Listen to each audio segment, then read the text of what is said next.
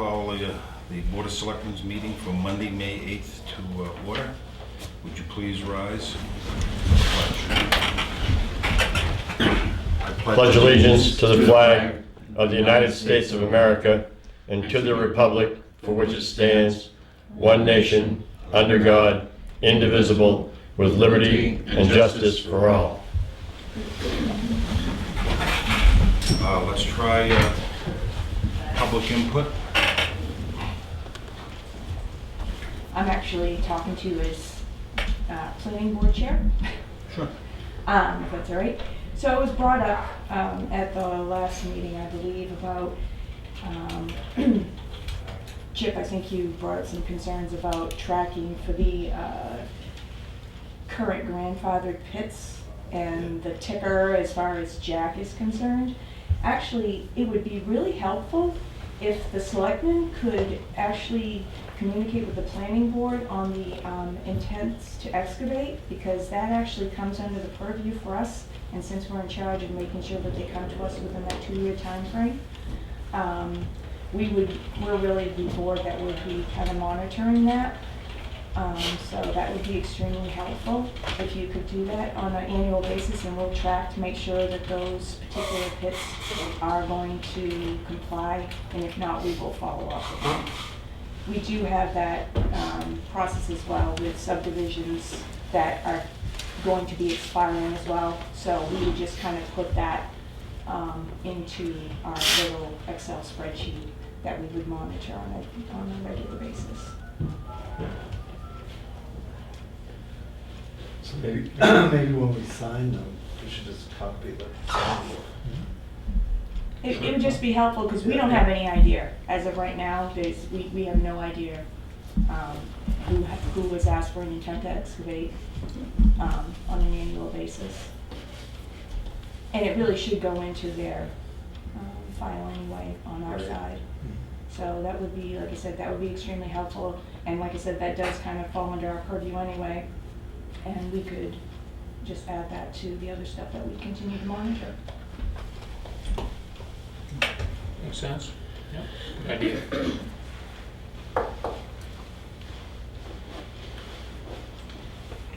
Okay. Suspiciously quiet group as well. Yeah. Jack, you got a second to do your building report? Christie can't make it to do the illness. Good morning, sir. Morning.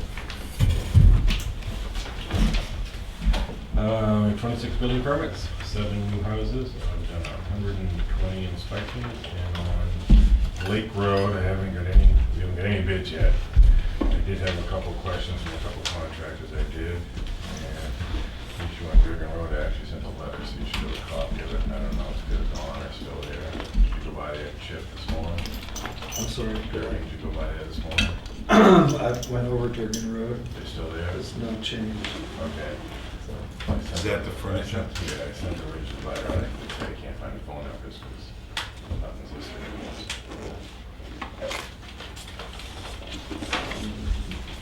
Anything else for Jack? I had a question. Just trying to walk my way through it.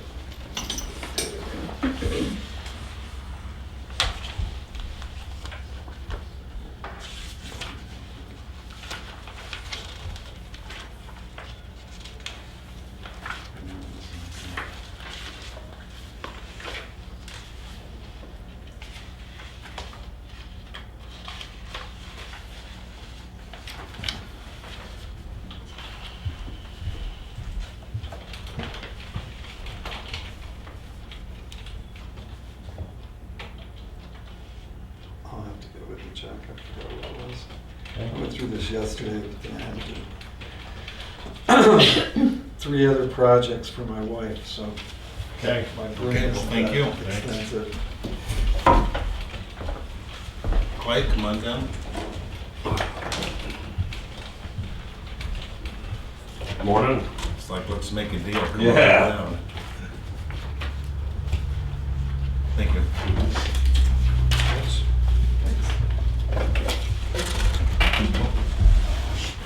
Yep.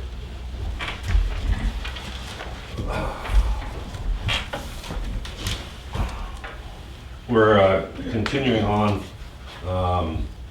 The volume has picked up the last 2 weekends, and we're pretty much staying the same in track with as far as construction debris.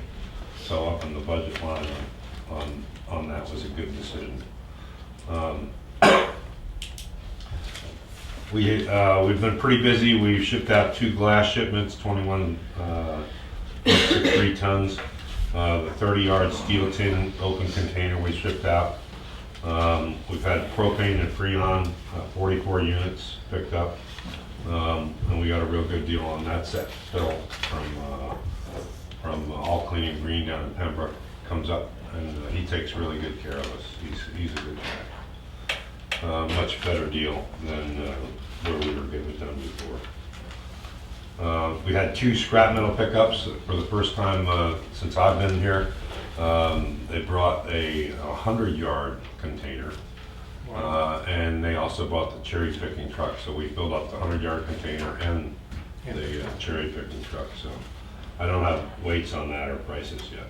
I was amazed how much more appeared this weekend. Right. it's Which is it's like good. the minute you clean up, it's it's good. Right back to business. But that's a good thing. It keeps us busy.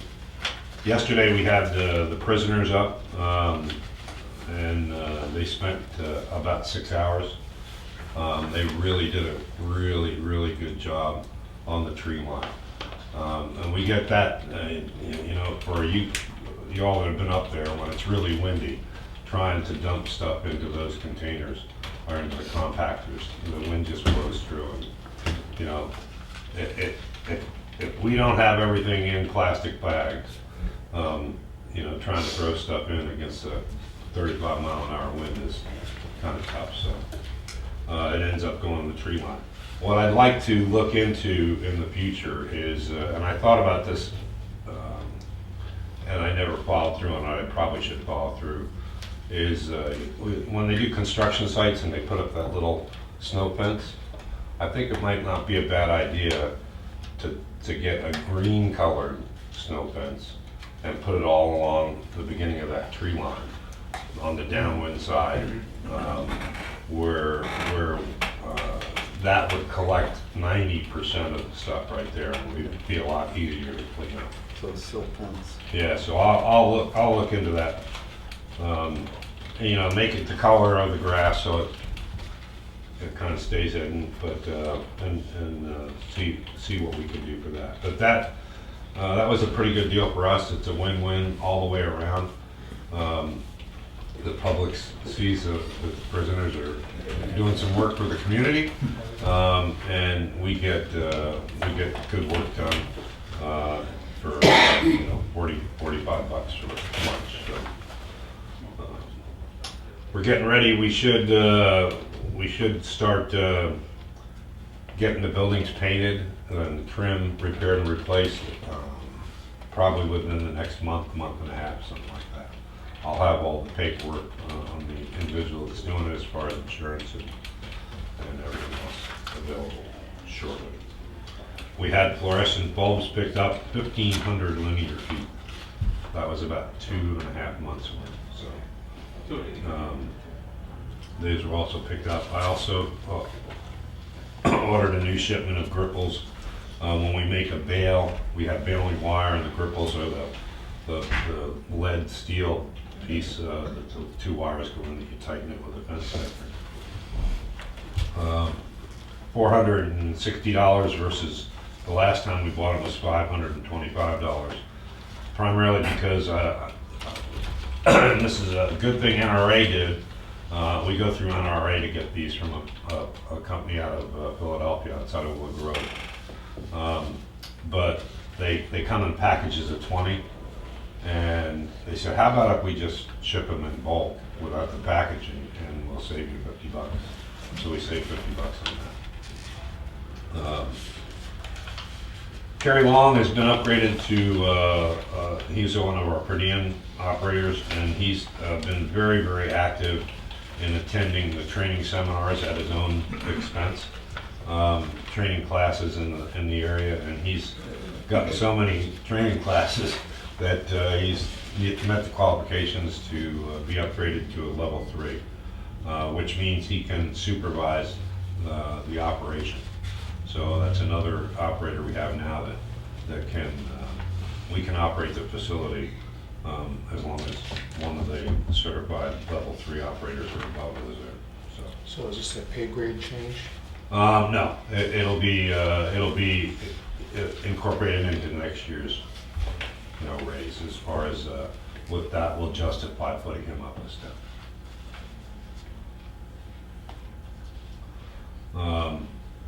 He is also our representative to the Lakes Region Planning Commission for hazardous waste, the new program we have going. And he is going to meet later this month, reference that program. It's the first meeting for the year for the hazardous waste program. Tufton Borough is in, all the pamphlets are out. Tufton Borough is included in the program and it has an explanation on it. When Lloyd and I went over to Meredith to meet with them last month, Lloyd had a draft and they were nice enough to come out and make a very nice sign. I don't know, Lloyd, you can put this across so you can see it. But instead of the options we had before for hazardous waste, now we have all these options for individuals to bring hazardous waste to the different facilities. The 2 programs that are the Lakes Region is July 29th and August 5th. For us, the closest one is going to be Meredith for July 29th, and the closest one for August 5th is Ossipee Highway Garage. Okay.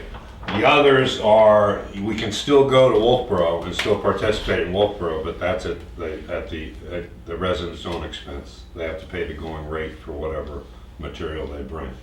For the Lakes Region Planning, 2 sessions, it's 10 gallons or 50 pounds is the limit.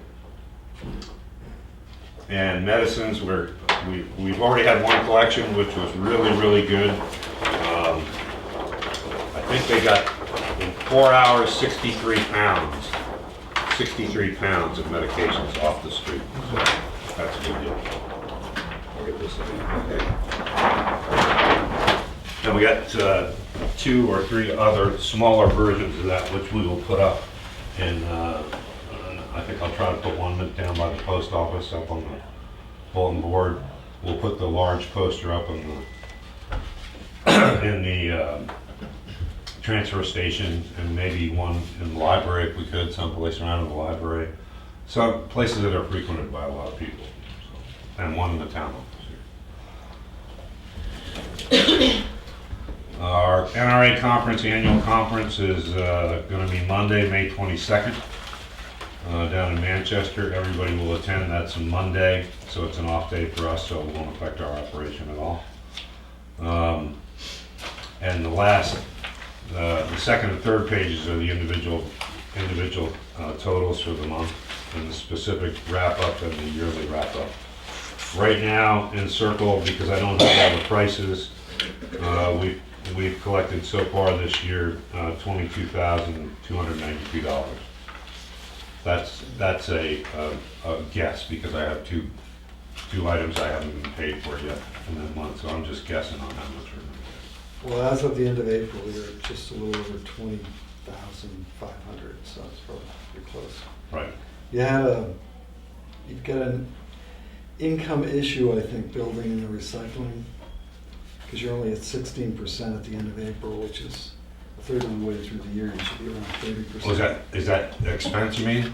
No, it's No, revenue. Income? Yeah, I mean, that's down. I mean, you should be twice that now for recycling income. Your permits are up at 73%, so everybody's getting their new permits, but the income seems to be running low. A lot of times, and I don't know if that's done as a yearly, as a percentage based on the number of months we have. And do you have comparison from last year or the year before? Because most of our income will come in the summer. Okay, I'm just saying that currently you're running about half of what you should be, because you should be around 33%. Right. But most of In other words, our, we're a third of the way through the year, you Yes. gotta be a third of the way through, but the revenue doesn't come, Right. doesn't come our out. ARCs come in large chunks, and a lot of it compares to, 1 year, we may have 2 truck shipments out in January, Right. which puts us high right away. If it's a sticker, the first year of sticker sales, that adds to it. So we may get a bump early in that year. That year, we may have 3 total truck shipments of cardboard. Where if we shipped a load out in December of the year before, maybe we're only gonna get 2 loads of cardboard the next year. Right. 2 truckloads, or, and aluminum, we'll double that amount with 1 shipment out of aluminum, so. It's just stuff that I'm gonna keep an eye on. Right, I do it, The same with expenses. I'm Exactly. sure you get a, exactly, I do that, Copy I do this. the same thing. I look at anything that's over, any expense that's over 32% right now Right. is questionable to me. so your maintenance is up to 52%. Right, but we've done all our annual services. Okay, Where normally, we would wait until October to do the annual services. We skipped them last year to save money to offset against the construction debris, and so I accomplished the annual services earlier this year. So. great. Perfect. And I think there's a couple of other lines in there which will always raise question. One is our fuel. We always buy our fuel December 15th. So we have 0 expense for fuel until December 15th. And that usually gets posted the end of December. So the budget committee always asks me that. And there's a couple other lines like that. Tires and freight. Tires is $700 to ship the container out. It's actually a little more than that now. 820. And it's $700 a year in rent for the container. So that bill for rent won't come until October, November. Okay. Thanks. Yep. Any other questions? I know you and I talked about it, Oh. your next Oh. subject. Right, that which is the last item on here. Just discussion for, small discussion for future decision to be made at some point in time is about our construction debris. I foresee this only getting higher and higher and higher in construction expense. Now, we also get income from construction debris, but management-wise, we only have a spot out there for 4 containers. We filled 3 of them up this weekend. And the reason is, and there's a proliferation of individual contractors now, rather than going to do a job at someone's house or a job site. In the past, they got Waste Management or Best Way or Osgood to put a container on site. And the homeowner usually either paid for that, and that was separate, and that never came to us, that went directly to the landfills. These guys have, when I first started, there was maybe 3 people with trailers. Now there's a proliferation. We have 10, 12 different outfits with trailers. Not little single axle trailers, dual axle trailers, with extended walls, and they're bringing, 10 yards of shingles. And it's extremely hard to guess at what price to charge for that, okay? And the objective here, from the contractor's viewpoint, is the homeowner saves money because he doesn't have to put a container on site. The contractor can take the garbage, but he'll take it to us, and they'll get a better rate than they would if they had the container on site. And so the contractor will charge then more than we charge him, and he'll pay for his trailer in a couple of years. And that was okay when there was only one or two people doing it because the volume wasn't that high. But now we're getting to the point where it's just getting ridiculous. I took a couple pictures of a trailer that was it was a car trailer. And the guy had built plywood walls all the way around a car trailer and filled it up. When you come in, how do you charge that? How do you, and then you say, well, I think this is 10 yards of material and it's going to cost so much money, and they get irate, because they think that's too much money. But the reality is, it would cost X amount of dollars if they did that job and they had a container put on site and filled it up. Somehow, we're going to have to come to terms in the future with what we want to do. The issue is there's all kinds of possible options, and I'm only putting them out just to think about.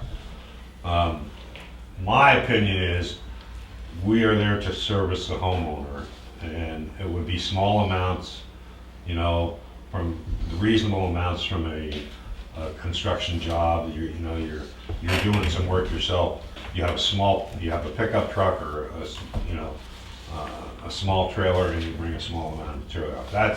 That's what we were designed for. We weren't designed to be a landfill for contractors.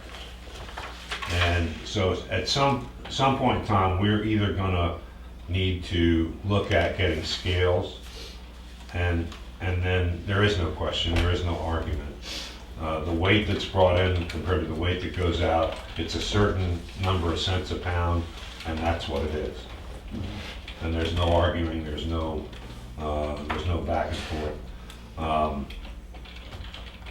Or we're gonna have to say, if you go out on your own and you purchase these dual axle trailers with 10-foot walls and you wanna fill them up with shingles, then you're gonna have to take them yourself to the landfill and pay the rate. Just like a waste management would have to do it, or somebody else would have to do it. But when you get three 30-yard containers filled up in a half of a day, then we're not equipped and designed to do that. So have you done the calculation of, How much per pound? no, what our revenue is for C&D versus what our cost is? Right, we did about 82% collection on cost from last year. So 18% loss, is that what you're Right, saying? yeah, about an 18% loss. We discussed this last fall. But there's yes, and some of that we may have been reimbursed for, because we write a ticket out, somebody brings 3 TVs in and has a load of wood or has a mixed bag of stuff. We write the ticket down, we classify it under whatever the majority of it was, TVs or electronics, it goes in the electronics pile, and we may have collected $75, $25 of which was for construction to be $50 for TVs. So that there's no way for us to adequately and accurately come down to the penny what we collected. There must be some financial advantage for people to be doing this because. Right, they're getting it for less. Right. So They're we need to at least meet the market, if not, I guess that's a decision we want to make as we Well, want in the C&D business. the difference is, the functional difference is, we are eyeballing it Right. where other people are scaling it. Right. And there's no arguing with the scale. And so it puts us in a difficult position, and we try to do the best we can to stay the same amongst ourselves when we price stuff. And sometimes the individual gets upset because, well, last time I was in it was $40, and now you're telling me 60. It's, well, the best we can is eyeball. Yeah. So, And we're sure all of the C&D is coming from Tufton Road? yes, I have I caught 2 people coming in from another job, and I said, no, you can't do that.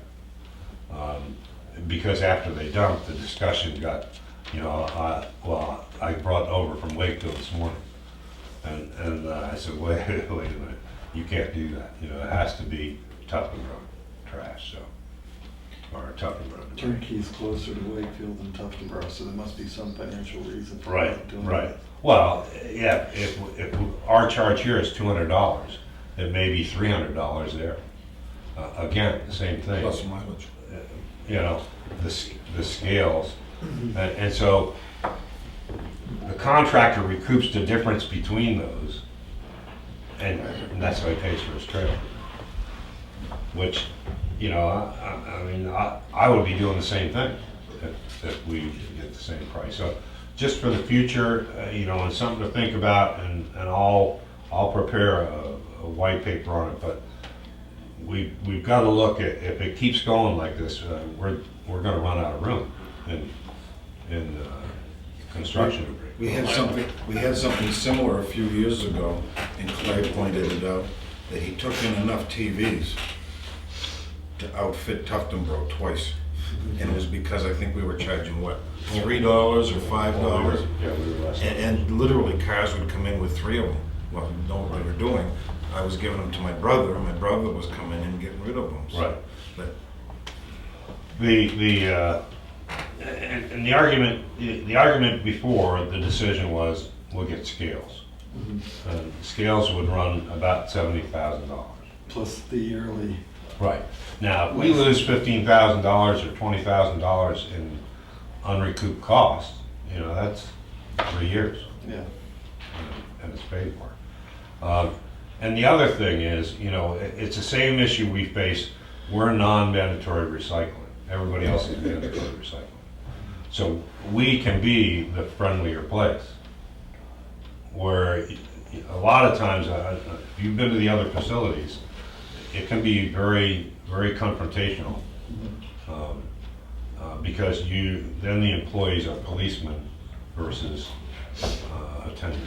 Well, and the other part of this discussion is commercial versus residential. Exactly. Because we've got the same issue with people picking up trash for our customers. yes. Right. And they're a commercial hauler. Right. Yeah, and it goes without saying, same thing with the businesses in town. We aren't designed to do the businesses. We aren't designed, they're supposed to have their own contract. And deal to get rid of their stuff themselves. We're designed for residents. So. Well, when we talked about C&D costs last fall, where we ended up was you felt at that time that the charges that we were on our schedule were reasonable. Right. That we ought not to change them. Right. And it sounds like it's time to revisit that again. Well, we need to revisit the portion that is above a 8-foot pickup bed and a 6-foot pickup bed. That's really easy. You come in with a 6-foot pickup bed, stacked to the rails, and it's $40. An 8-foot pickup bed stacked to the rails is $50. Now, and you also have to think: is it shingles and sheetrock, which is extremely heavy? Is it or is it trim board? Just Insulation. properly throw it in, or insulation. Then you adjust from there. Or if it's beams, that have been sitting out in the garden, that weigh about 3 tons each, then you charge a little bit more. That's easy to do for us. We are very good at that. But then you bring in these different size trailers, different capacities, single axle, dual axle, and with extended walls, and now it's a guessing game.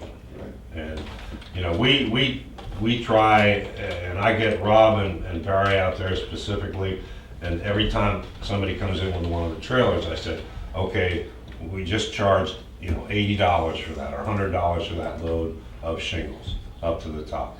So every time he comes in with shingles up to the top, he's going to be charged the same amount.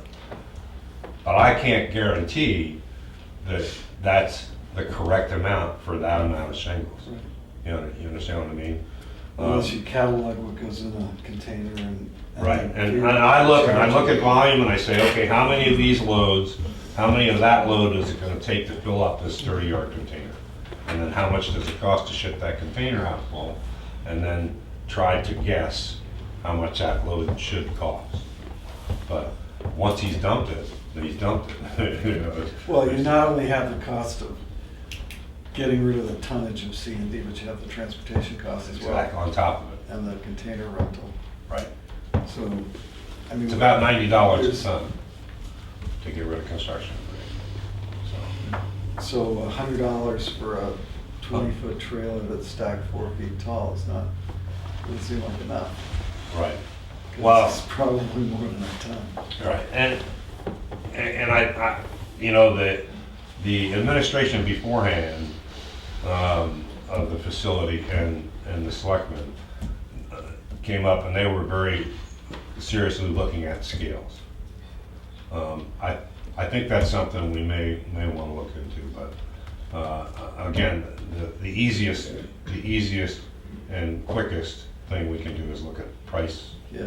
pricing, or saying, you know, look, if you're a contractor and you're doing this for a business, then you could drive it to turnkey, and Right, or pay the high fee at our facility and Or pass the cost on. or we could set it up so that we'll take pickup truck loads and we'll take trailers up to a certain size load, and anything beyond that, you gotta take it someplace else. Any larger trailer, because it sounds to me like the larger trailers are the ones that Yeah. do two things. It makes it more difficult to come to A determination a of- determination of how volume. much to charge them. Plus, it gets back to we're out of space. If you get people bringing large trailers in, it fills up the space we have that much more quickly. Yeah. And it squeezes out the guy that's, remodeling his bedroom upstairs, and he's got some old drywall and stuff that he wants to bring down, and suddenly there's no place for the ease of doing that would be single axle trailer, dual axle trailers. Yeah. Single axle trailer, you're gonna be limited to weight that can fit on the single axle to begin with. Yeah. So, if there wasn't, then just as heads up, we're gonna have some people that are gonna be very Always. torqued off. Have them come in. Always, it's, again, you're never gonna have everybody happy. Right, Okay, and people are going to find the system as they have now and recognize where there's a great opportunity, as in some of the operators that are bringing in large amounts of C&D. It works out very well for them, even better than if they were bringing in small amounts. And we're not trying to make life tough for them. Right. We're trying to make the operation work for the whole community.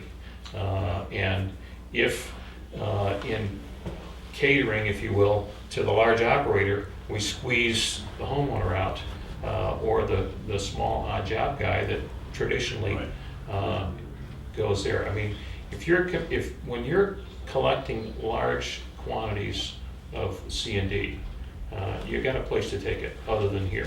right. If I have half a pickup truck full of C&D stuff, yeah, I can take it down to, Right. the C&D facility, but I mean, it's a much more onerous thing on me, Right. drive all the way down there to drop off a few items. Well, I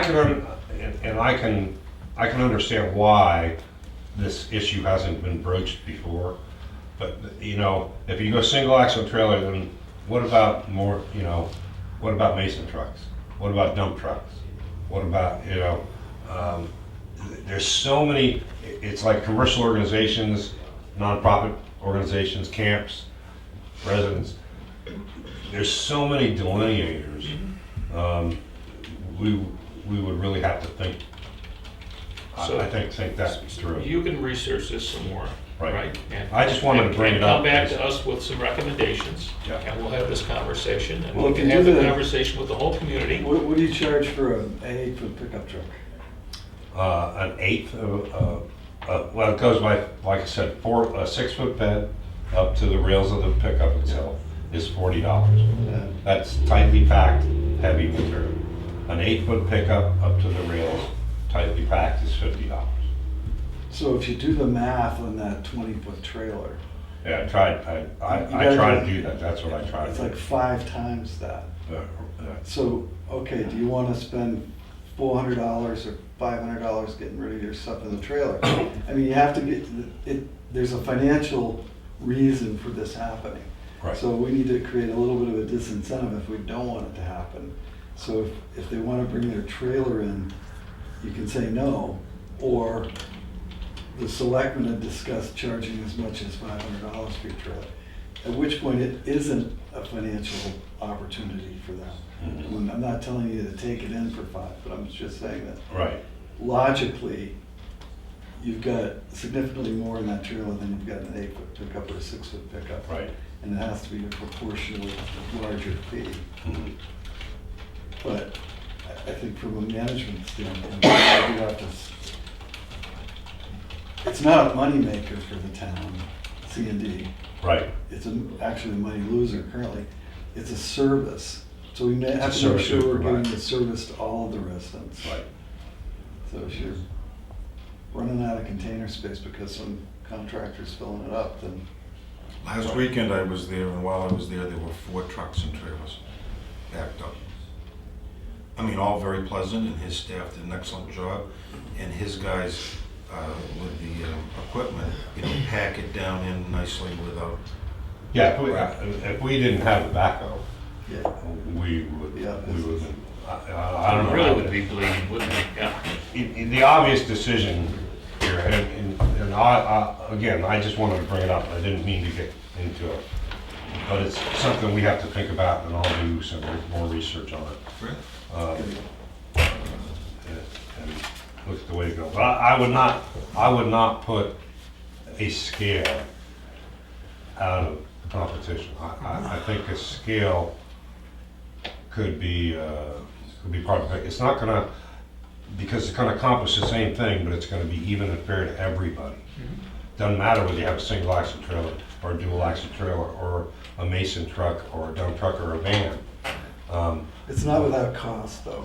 I mean, you got the installation, but you also have the Right, licensing and all the rest of Training it. and the verification. Right. Yeah. And then, does it become a public scale? Are we weighing trucks or weighing things in order to? If it's a certified scale, then certainly it makes sense to have it be a public scale, and you charge people to come in and weigh there just like right, going someplace else, but it does, it throws another dimension into the mix. Right. I mean, there's no question if you scale everything that people can't say you're unfair to me. exactly. But Well, there you're is- denying there's- me service and you're not Right, denying. right. somebody else. There is, the cost of entry to get into the scale business is not trivial. And, the ongoing cost of having the scale is not zero. All stuff that needs to go into the mix. Right. To review the best way forward. Right, And you're not eliminating the opportunity for the contractor. I mean, if he wants to bring in 6 pickup truck loads, Mhm. I mean, you're not turning pickup trucks away. right. So, but now his labor costs go up, so does it really make any Right. sense? Right. Okay, sir, well, thank you for your presentation. Thanks. Sorry about No, Nice job. Thank you, Clay. The next item is Jim Bean and Peter Holden. Are they outside?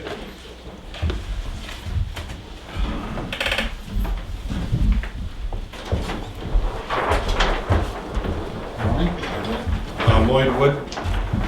Bill Marcuson. Holden. Nice to meet you. Welcome. Thank you for waiting. That's all right. Okay, you guys are up next. Do you want me to start with my monthly report and then go to the? Why don't we start with this, okay? Okay, yep, we can do that. I'll pass this out to you in a second. What I did is, we were talking about two bridges. Thomas-Moulton Neck is a corrugated metal culvert there, and Sodom Road, which is a precast concrete deck on concrete abutments. And we kind of keep track of, like everybody's bridges in the state, because when they get to the point where they might need some work, we start calling it down so that we can help people make decisions, and also oftentimes we get some design work out of it. So we're an engineering business, and we do a fair amount of municipal bridge work. And so what we do is we put together these little booklets, and I'll give these to you. This is Sawyer Road, and I won't go through everything, but it's what we're trying to do is give you enough information on the bridge. This is currently a concrete deck on a concrete abutments. The problems with the bridge is the water from the river has washed out the soil underneath the footings, and which is what we call scour. So it needs to be, that concrete needs to be replaced. It's a little hard to do underneath a bridge like that because there's not a lot of headroom to work under there. And what you really need to do is divert the water, excavate some soil. You really want to have the footing be 4 feet below the bottom of the stream. So digging down that deep, you end up putting in some kind of sheet pile or something, and replacing it with concrete. The other problem with Sodom Road is this is a bridge that has concrete abutments, and it has what we call concrete T-beams on it. They're the kind of deck panels you see in parking garages sometimes, where the web kind of hangs down. And on one end of the one of the panels, it's made up of panels that are about 4 feet wide. One of the T's, the concrete is broken off from it. And in that T, there's reinforcing. And there's also a piece of cable that goes from the top of the bridge deck down through the T and up to the other side. And the cable is exposed. And there is a repair that you could make to it. You could take out all the bad concrete, both in the T and on the deck. And the reason that the T is corroded, that it's broken off, is because water has got down through the deck into the deck panel, and has corroded that cable. And so when metal corrodes, it expands, and it's just like ice, and it breaks the concrete off. Concrete doesn't have any strength in tension, only in compression. And so the fix is you have to try and get all that rust off there. And it is a cable, so the rust is all the way into the cable. It's not just like a rod where it's on the outside. And you could put concrete on it again, try and encase it. When you encase rusted metal in concrete, it tends to slow down as far as corroding. But eventually it's going to come off again. The other solution would be to just take the deck off. Taking the deck off would have some positive things. You'd be able to work on the scour a whole lot easier, because now there's no deck in the way for you to get down in. And then you could put a deck back on.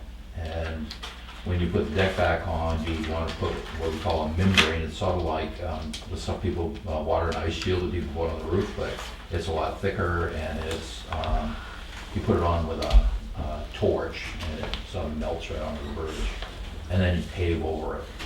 And that prevents the water in the future from going down through the deck and damaging the deck. What we did is we went through and we did a cost estimate of all the different versions. And on mine, it's page 11. Yours is a little bit different because you have pictures in yours. But it's a table that looks like this with a blue top on it. Yeah, there you go. And so we went through and said, what are the options? You could take the whole bridge out, replace it. One thing, it's a little on the narrow side, so if you were to replace it, it would have to be a little bit longer span. But you can see the three-sided rigid frame. That's a culvert. It looks sort of like the one that's there today, except it comes in pieces that look like U's, upside down U's. It's a precast box culvert. Precast box culvert with no bottom on it. Mhm. It's just three-sided. And because this is a tier 3 stream, that's based upon the drainage area that feeds into this. If it's over 1 square mile, it's a tier 3. You have to have a bottomless culvert, so you're kind of stuck in a certain category here. They have precast arches, which there are pictures in there. That's a little bit more. They look a little bit nicer. There's no real advantage to them. Cast in place, a lot of times cast in place concrete is less expensive, but in this particular case, it's more expensive. Where you cast the whole of the abutments and the deck. And then sometimes you can, number 4 is you cast the abutments and buy a piece of precast deck. Some contractors will give you a better price of that because they don't like casting the deck up over a stream like that. We put some other things in here. Some towns we do timber structures for. And these are well made. They're not put together from Home Depot lumber. These are generally come from a company in New York where they make the bridges out of like glue laminated beam type of material. They pressure treat it so that you can see, they talk about them being at least 50 years. We said 45 years. A lot of people like these because they look good, and there's a picture of one in that book up there.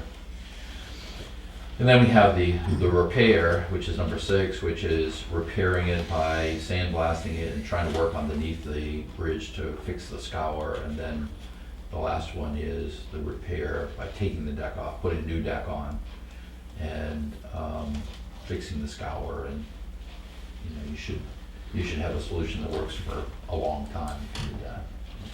My recommendation would be to do number 7, just take the deck off, fix the scour, put real guardrail on it, because there's a picture of the guardrail in there, which is not too standard, and then you have something that lasts for a long time. So we do That fix the footing problem? that would fix the scour problem, yeah. Okay. See, by having a no deck on it, they could drive sheet pile in, which is sheet metal, Bulkhead. make a little bulkhead there, excavate in it, pump it out, pour concrete in it. Working underneath that is pretty difficult. Yeah. It's almost handwork at that point. So. How long would a project like that take? Because I'm assuming the road would be closed during that time? Yeah, if you did number 1, which is a 3-sided box, you should be able to do that in 4 weeks. And the repair would be, just thinking about deliveries of things, I don't know if you could get it done in 2 weeks, but you certainly could get it done in 3 weeks. Because once you have the scour repaired and you pour the seats for the new deck slab, they would just bring it and you set it in. We pour concrete on top of it to create a crown in the road, and it also takes some of those. If you don't pour the concrete on it, you get these lines that reflect up through the pavement eventually, and you can see where all the deck panels are.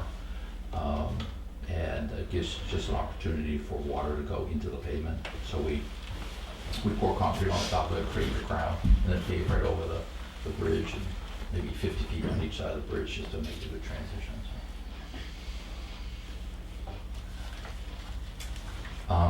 One thing we always talk about is how do you pay for these things? And the only 2 opportunities, and you're not eligible for one, I don't think, would be is if the water came over the bridge all the time, like every year, the water went over the bridge, washed out part of the road, you could apply for a FEMA mitigation hazard grant, but it doesn't do that. And the other opportunity is the state has a municipally managed bridge program, and that is out about 10 years. So if you applied now, they would do a cost estimate, they would tell you how much money they think it's gonna cost. You have to come up with 20% of that. When you have your 20%, you tell them, and then every year you put 5% more in for the next 10 years. And when your year comes, they will give you 80% of the cost of the bridge. And there's still a lot of municipalities that are in there, some are in there, you know, they have 5 bridges on that. You know, the hope would be as if you get stimulus money or something like that that push you up the schedule. The County Road Bridge was federally funded. We've had 2 experiences prior to me coming aboard as a selectman. One was High Street, that the state said they needed to do it and do it their way, and I was only on the budget committee, I was not in the negotiations. And it took about 5 years longer before they got to it, and when they got to it, the final bill was $35,000 more than what they had on paper. And that had a chilling effect on the budget committee.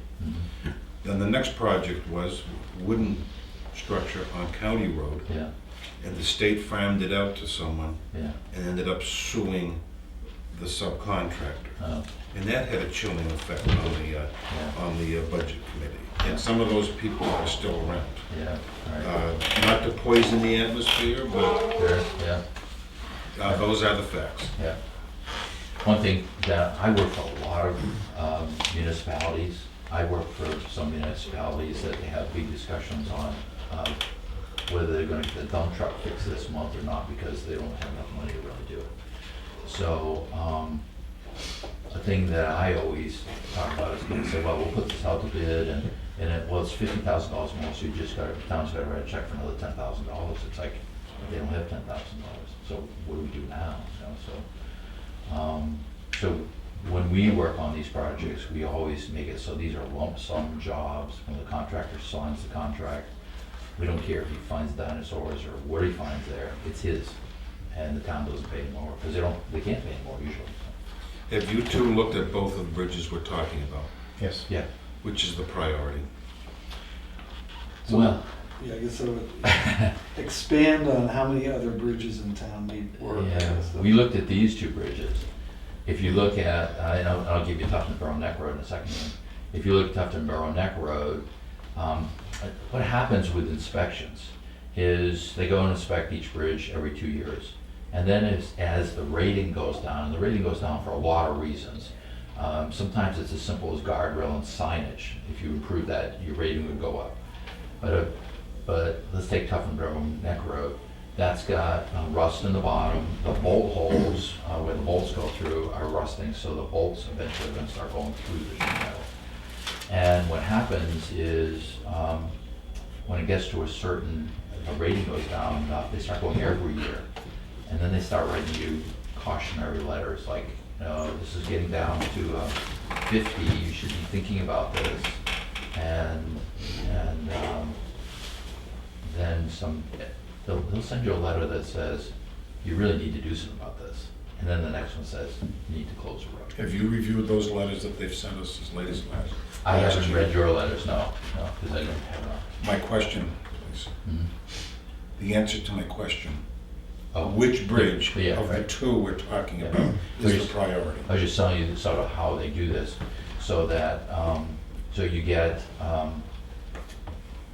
Tufton Borough Neck, if you're planning on fixing it, is okay. But if you're not planning on fixing it and you get a notice that you need to fix it, then you're scrambling around trying to get this thing done. I would think that from a not wanting to get caught with a closed bridge with people trying to get across it, that would be something I would be probably most interested in. Sodom Road, you could close the road and drive around. I mean, it's a couple miles around, but That's exactly what I was thinking, yeah, but I wanted the experts. that's the thing I worry about. We did, when I was looking at it, I don't know if it's feasible at all, on Tufton Borough Neck Road, you can drive around and it looked like It looked to me like there was a way that you could drive around, go on private property. but No, I don't you told think me so. that It wasn't gonna happen, so. He's thinking about going down Banfield Road and connecting over to Windowville. I don't Yeah, think that'll well, ever if happen. you've driven through there, you'll understand Yeah. how tough that is, yeah. And it seems to me that in the conversations that have been had before with the state folks on Tufton Neck, am I remembering correctly that the answer on that is, yeah, you gotta put a temporary span next to it while you replace it, Yeah. because, it's gonna be out of service, and you can't, with that culvert that's there, you can't do like half of it and half of it. You have to put a temporary span up, rip it out, put the new one in, and then go back to using it. Yeah, that's exactly how you have to do it. So at exit 20 on 93, they're about to rip off half of the deck, and they reorganizing traffic. But because it's a corrugated metal culvert, you can't do that. Right. there. So we have in our budget $40,000 or $50,000 for building a temporary bypass bridge around it. A lot of contractors have the ones I know, 70, 75, 80-foot temporary bridges in their backyard that they use, and they bring it and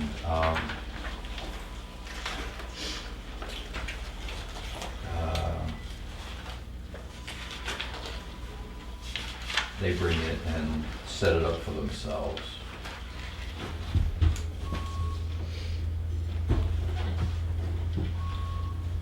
So you've got $120,000 in Right. temporary bridge. Right. Because it's in the water. If it was Sodom Road, it'd be pretty simple, build a road on the side, you could build a bridge on the side, but this is hanging out in the. Well, Sodom Road, You just you drive, can come in from both ends. yeah, you just drive around and Yes. close the road, yeah, so. I use the fire department model. Fire truck can get to both sides of the bridge on Sodom Road. Yeah, Tufton Neck has to do exactly what you said. yeah. I noticed that under construction costs, in both instances, there's a disclaimer that says, but does not include engineering costs. What do engineering costs go for? If you look on this page. The next yeah, page. The next page. 45,000 Yeah. plus 15, It looks different. so 60,000, so Yeah. 10%. Or more than 10%. The Tufton Neck Road is about $120,000 more because you gotta put a temporary bridge in. Yeah, that's right, yeah. Are they the same length of span? Yeah, they're about the same length, yeah. About the same? Yeah. But they're different construction, correct? One today is concrete abutments with this T-beam deck on top of it, and the other one is just corrugated metal pipe that was put in there. And, they were inexpensive solutions, they just don't last a long time. The one thing too that I'd like to mention, as you probably already know, the one going out to Tufton Neck, boats pass through there. So I think we want something with straight up walls as opposed to the arch. Would you put it higher to allow more boats? I would think it would make sense if we could do it without a ton of money, but It would increase the property values on the basin. and then that helps us pay for the bridge. Well, Yeah. A thing that you might run into in doing that is as you raise the road up, and you could raise the road up some because you could drive right on the deck of you don't have to have dirt on top of it or gravel on top of it like is over the existing culvert. So you could, if you look on the front, there's a picture of it, and there's probably 3 feet of soil on top of that. So you could, the deck would probably be 18 inches thick, 2 feet thick. You could probably raise it up some. You could probably steepen the slope up a little bit. One thing that you want to not propose, I don't think, is fattening it up so much that the toe of the slope went further out into the lake, because I think you get a bunch of pushback on that. So. Well, you've got concrete bridges versus culverts too, so you've got Right. the bulkhead is different. yeah, building this is the same thing. You have to drive sheet pile in. Yeah. I'd be a little concerned where the ledge is out here, because you can't drive sheet pile if you don't have any soil to drive it into. For example, would it be cost prohibitive, and I'll toss this number up, to raise the ability of a boat to pass through, raise it 1 foot? That wouldn't cost you a lot of money, because the only thing and that's about what you could gain by maintaining the cover that's there today. Because all you're doing is building a wall, the abutment wall that's this much tall. So it's pretty easy to do, and it wouldn't cost a lot of money. I have another question. Have you done any projects in nearby towns that we can go look at? Sure. I have a list in the back here of people that references.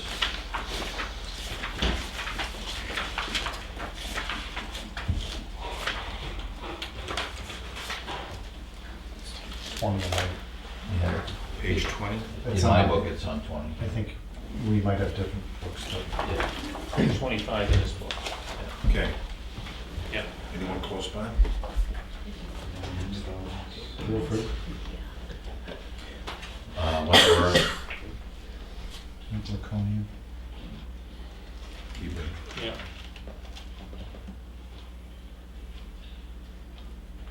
and I can give you actually contact names and phone numbers so you can call. Yep.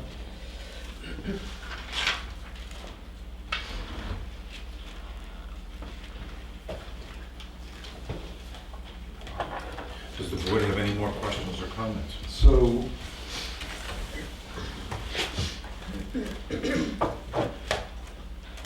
all of your pricing, from what I can read, has just steel rails. Steel rails, yeah. We do some, sorry. The wood rail, Yeah, that wooden rail is $135 a foot. okay. It's crash rated, you know, it's a thing that you could hit it with a car going 50 miles an hour and it would react correctly. Regular guardrail on a slope is $26 a foot, and bridge rail is, on the actual bridge is over $200 a foot. But you only have 24 feet of it. There are ways that people will tell you can use regular guardrail across the bridge, and it's true if the bridge sticks out 5 feet on each end, which is not how we should build it. So it's, sometimes we'll do that, and we shouldn't do that.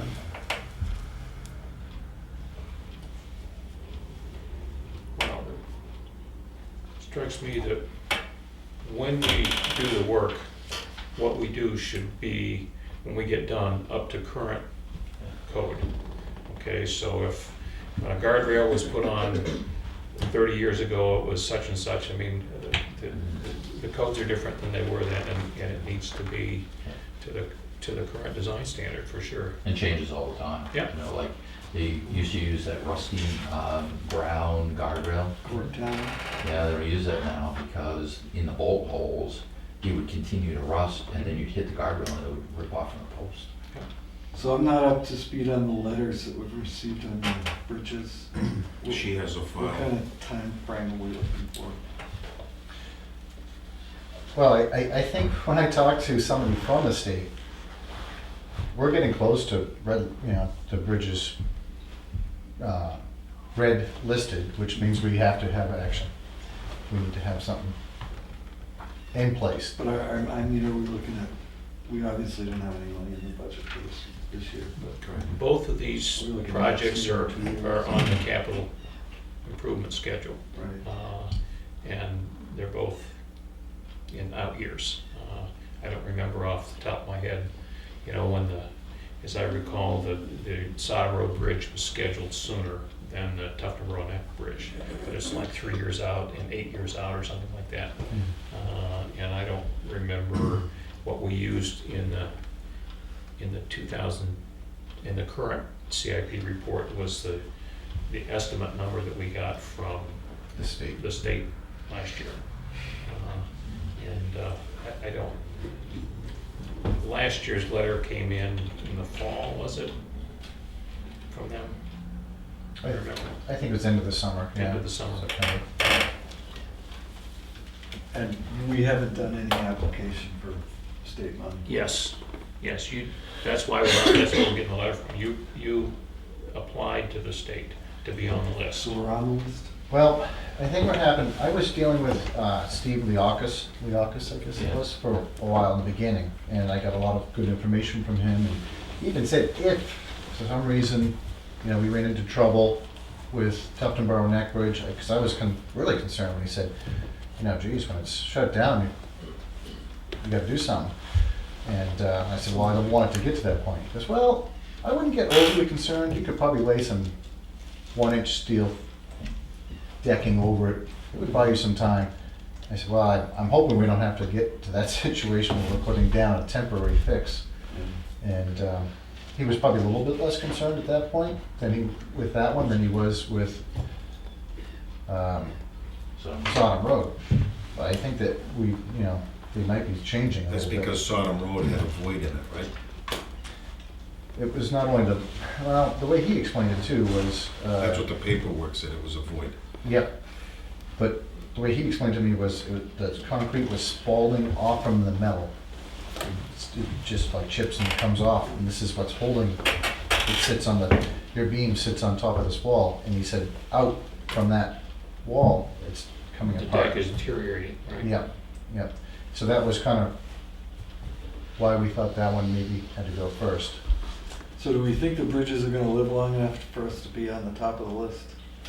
Or do we need to start putting money aside? Oh, I think we want to be putting money aside, absolutely. I'd put money aside. All right. I noticed there wasn't any permitting in here. What do you estimate the wetlands permit? The permitting is in the engineering fees. Okay. Yeah, we All checked right. upon that, so, yeah. Okay.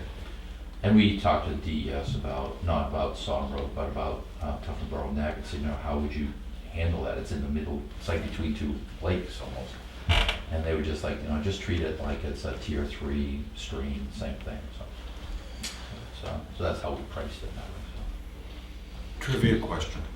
As I look at the price list, what's the difference between structural fill, crushed gravel, and gravel? Gravel would just be unprocessed gravel, and structural gravel is what we would use in the road. So we might backfill around the abutment with some gravel, but it wouldn't be crushed and graded. It's just sort of what you get out of the bank run. So structural fill is crushed gravel? Structural fill is crushed gravel. Because it says structural fill for $57 a yard, crushed gravel for $65 a yard, and gravel for $30 a yard. Yeah, so the gravel would be, say, backfilling around the abutment, and then you have gravel right up against the abutment and gravel directly under the road. So. And those prices are, buying it and putting it in place, and it's all done. So. What is the name of the material when you take the crushed glass down to Wakefield and it's crushed, and there's a material that can be brought back? What's the name of that?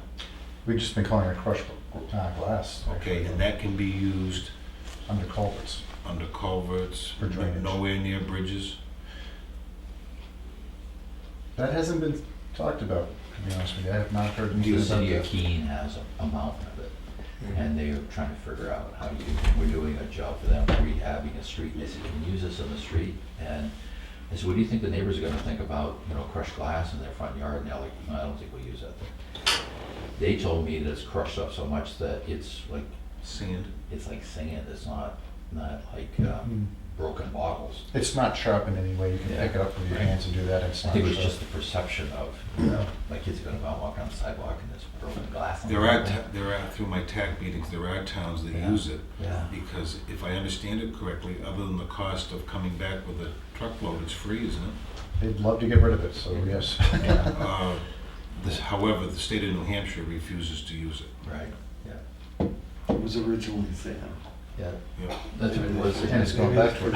You know, here again, and I've had these conversations with our road agent, I'd look at the culverts that he had to replace on Sodom Road and pulled out stumps, and I mean, there were hundreds of them and whatnot. You know, a yard here, a yard there. Yeah. Yeah. I'm gonna, Okay. Also, I'm gonna have the budget committee tomorrow. There you go, yep. Run it by them. Well, thank you, All Peter. right, great. Thanks. Thank you. Yep. Thank you very much. Yep. Yep. And if you want, leave a couple other copies and. Yeah, he's got a bunch of them here. Great. All right, good enough, thank you. Thank you. You guys actually have the good ones. The difference, like, if you noticed, I think we only brought in 3 copies that just came in today that had pictures Mhm. for samples. These books didn't have the sample pictures. I That's the see. difference. Okay. So we can make a town office copy for someone who wants to see the pictures. I'll make mine available. Yeah, I mean, we share one copy. Yeah.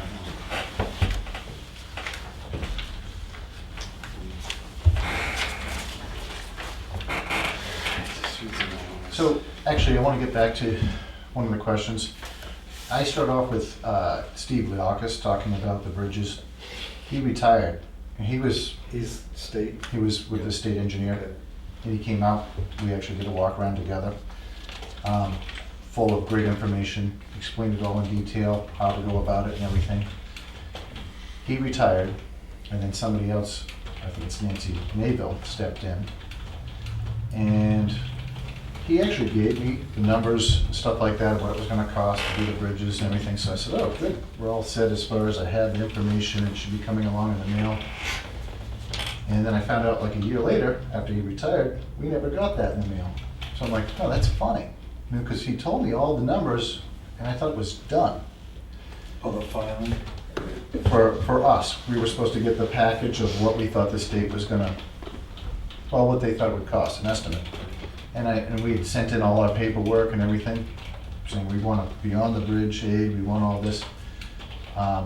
Then when he retired, I talked to Nancy Mayville, which took probably 35 phone calls to talk to her once. A little bit different story. And turns out they didn't have the paperwork done. It was like pulling teeth to get it back. I'm going, how could it I have got, I already have the numbers. We talked about it in detail. So I was told it was done from Steve. Well, Steve wasn't working, he retired. It took forever to get that actual paperwork. And then when we got it back, it was different than what Steve had given me. All the numbers had changed and things had changed. It was a little bit, To make a long story a short story, are we on the list or? I don't know, to be honest with you. Okay, so. I'm not sure. I know that we asked to be. We signed, I had the Yeah. selectmen sign all the paperwork, and then I know it was sent in. So we need to check into that. I think it would, just to follow up, to make sure that we are.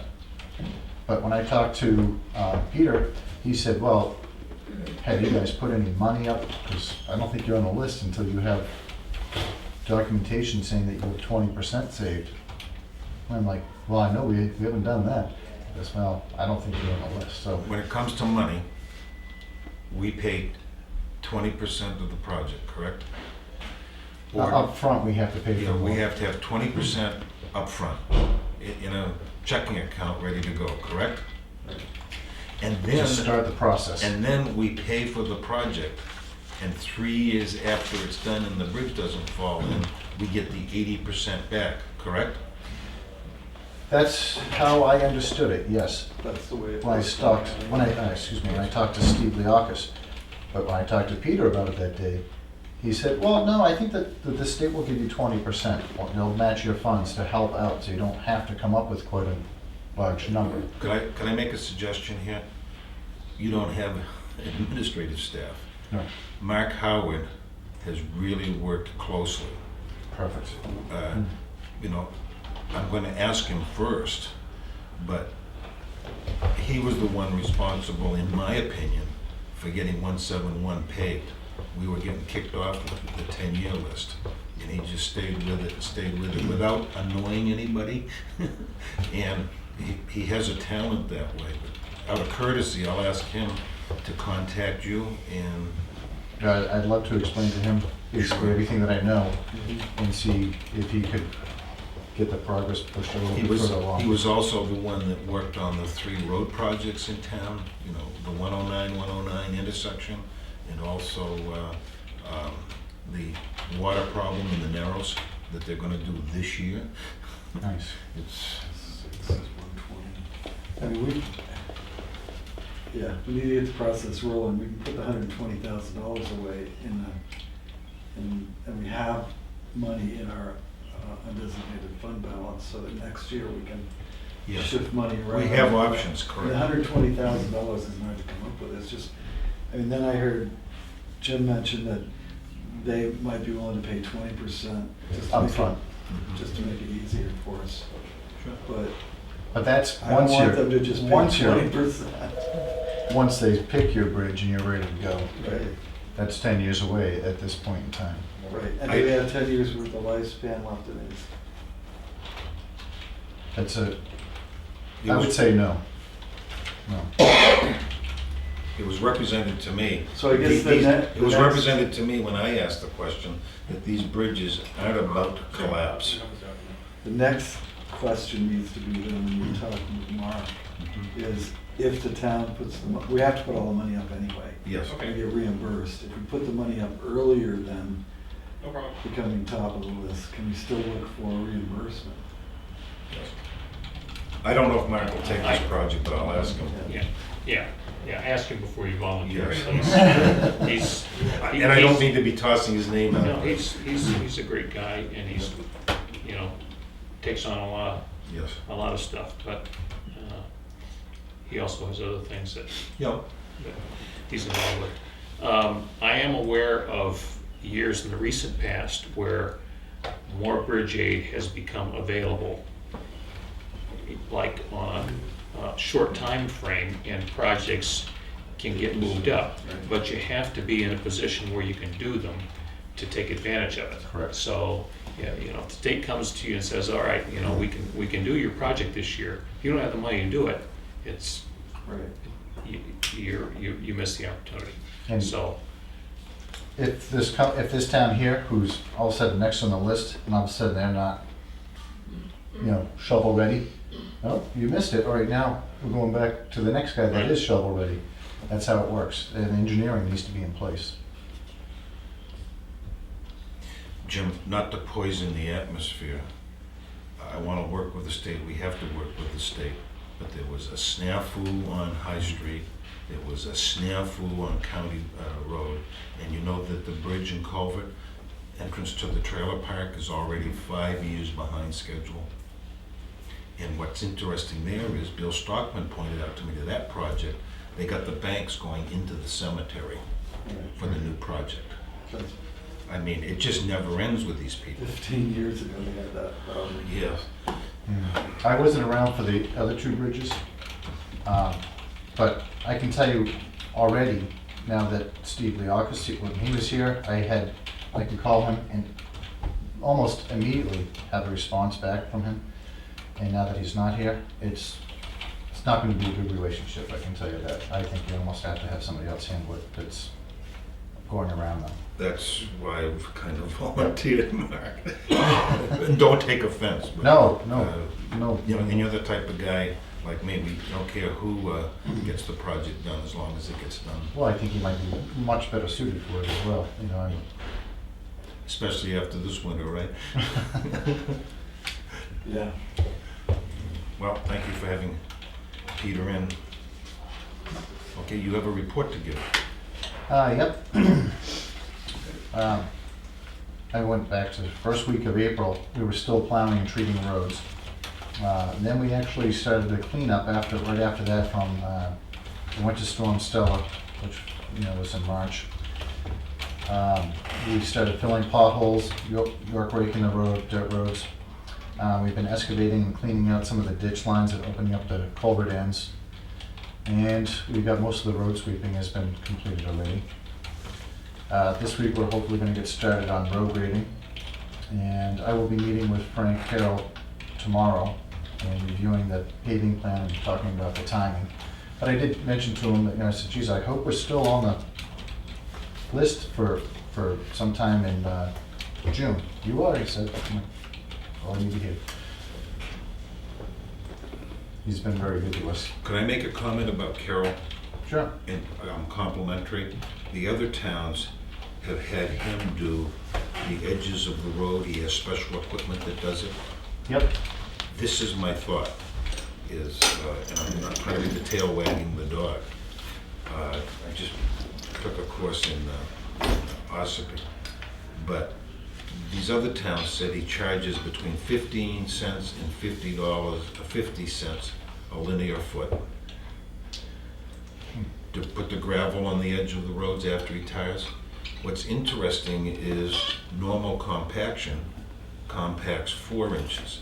He has the vibrating roller that compacts at 8 inches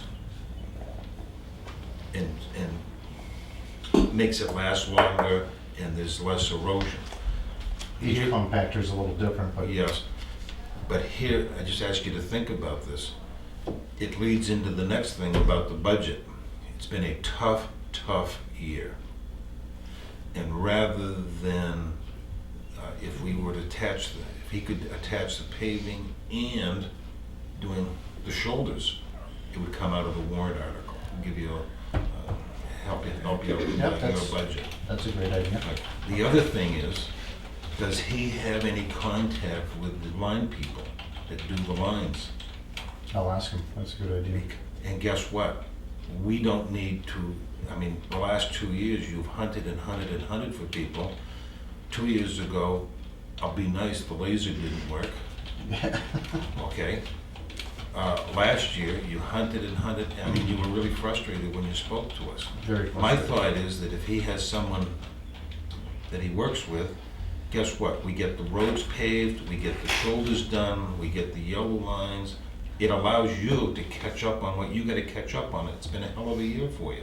So I tossed that out. Again, I'm not trying to be the tail wagging the dog. That's a great idea.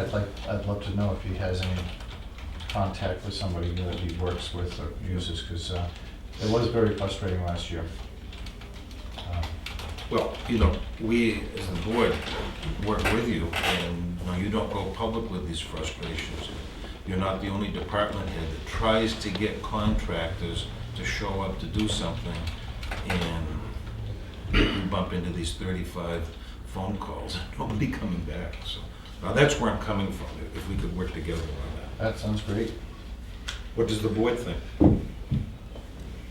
Yeah, It certainly makes sense to understand what the opportunity is there, and, right. you know, it makes sense to do it. Because I guess my concern's going forward, if we want to look at the budget, you've got $24,000 left over for next winter, the start of next winter. We're gonna have to save some money somewhere to, You certainly are. Yep. And you're $8,000 over budget on your tree removal. Are we gonna get any money out? FEMA, or are we gonna pay money? I haven't heard anything to the effect either way. Okay. But even if we did, I don't know, you might know the answer to this probably better What's the than anybody. question? Well, if we do get money back, how long does it take before we actually see the money from FEMA? If we got money back from cleaning up the storm? I'm not aware that the county has been classified as a, Disaster, Adam is on top of that. okay. Why don't you deal directly with him? And then we're $6,700 over on spring maintenance. So, and you're at 62% on your equipment maintenance. So you're running 57% of your budget at the end of April, where you should be around 33%. No, it doesn't work that way, unfortunately, because the winter is the biggest part of my budget, so.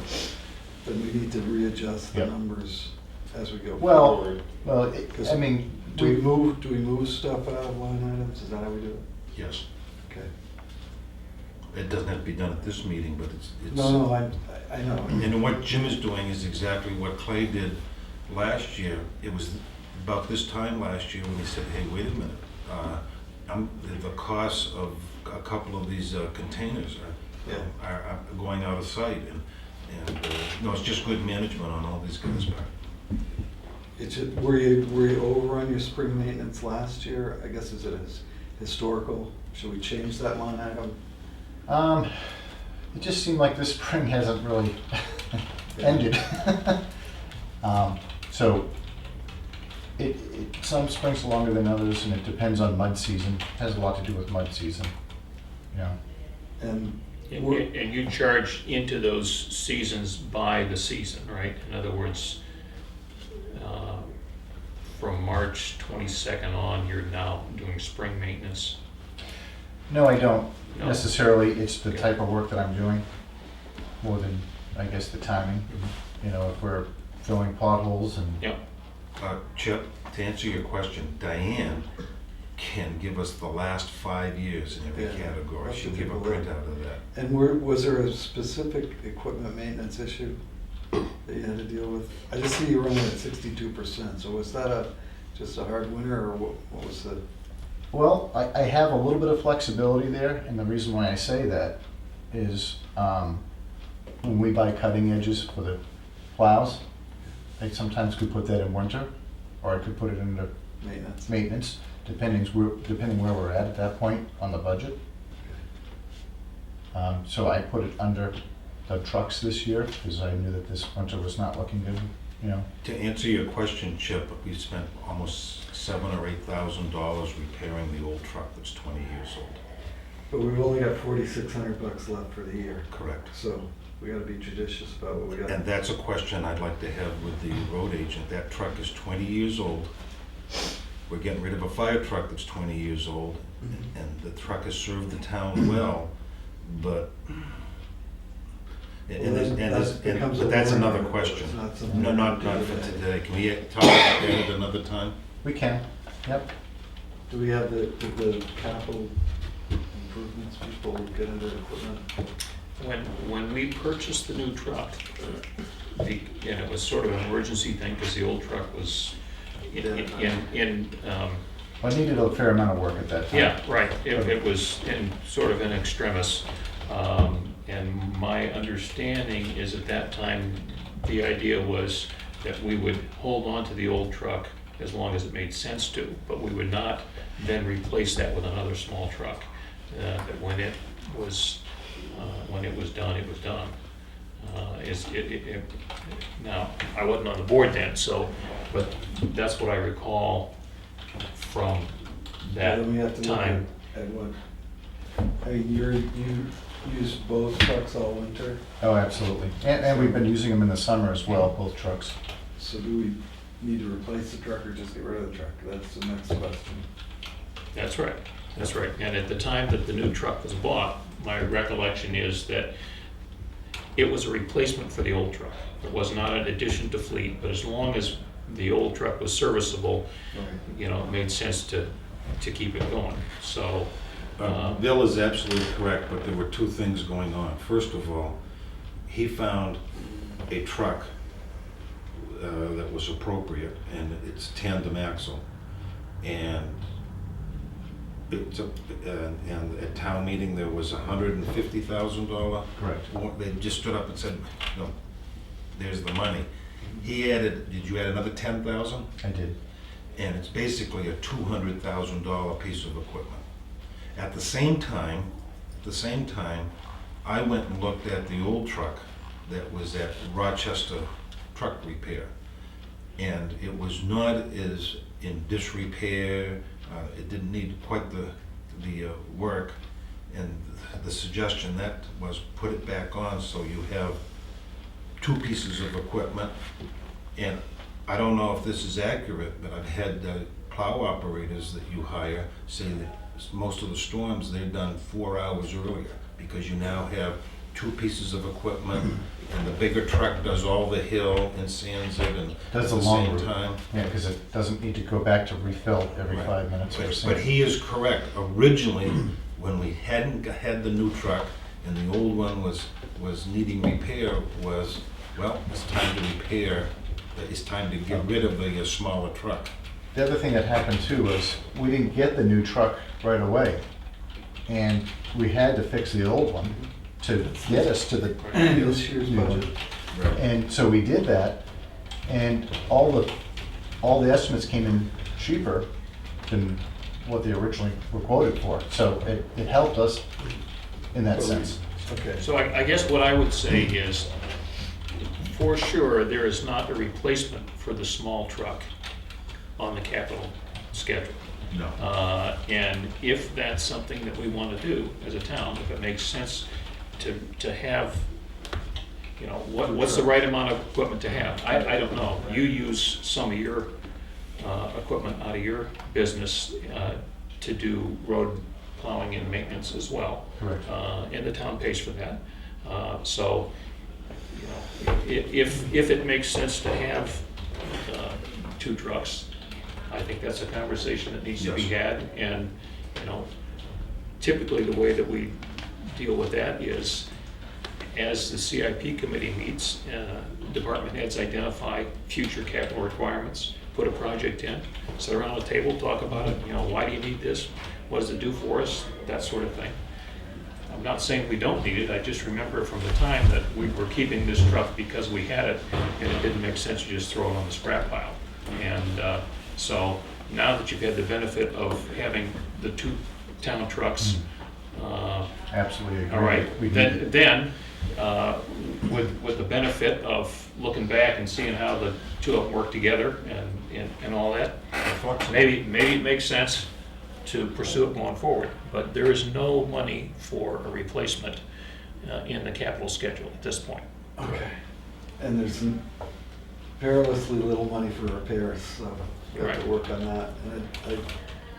And I gotta tell you, I think one of our goals is gonna be that we don't move a lot of money around between line items. Right. Because it makes our road agent look bad, it makes us look confused. Right. I think if we can get the numbers to flow a little better, it will be, you're never gonna get it all because the seasons are all different, but Yes. get a little closer. Coming back to the potential for government money coming back off of this storm, if we get money, Yeah, it goes into miscellaneous income. it goes into the undesignated fund balance. It doesn't change the amount of money we have appropriated Right. that we can spend during the year. So if we run out of money, and this is part of it, we gotta go get approval to spend additional money beyond the total budget. But if we have, I mean, having the reimbursement come is fine, but it doesn't give us license to spend beyond the budget. no, we've already spent it. Hmm? We're already over budget on that line. All I'm saying is, if we Just get the, justify it. if we get the money to come back Yeah. from, you know, a FEMA reimbursement, that helps the taxpayer, okay? That goes into the general fund, but it doesn't give us license to spend beyond the total budget. So we still gotta make summer come out shorter so that the total budget balances. Right, and we still have to have enough money to plow the snow in November Yep. or October, Yeah. which it happens Yeah. sometimes.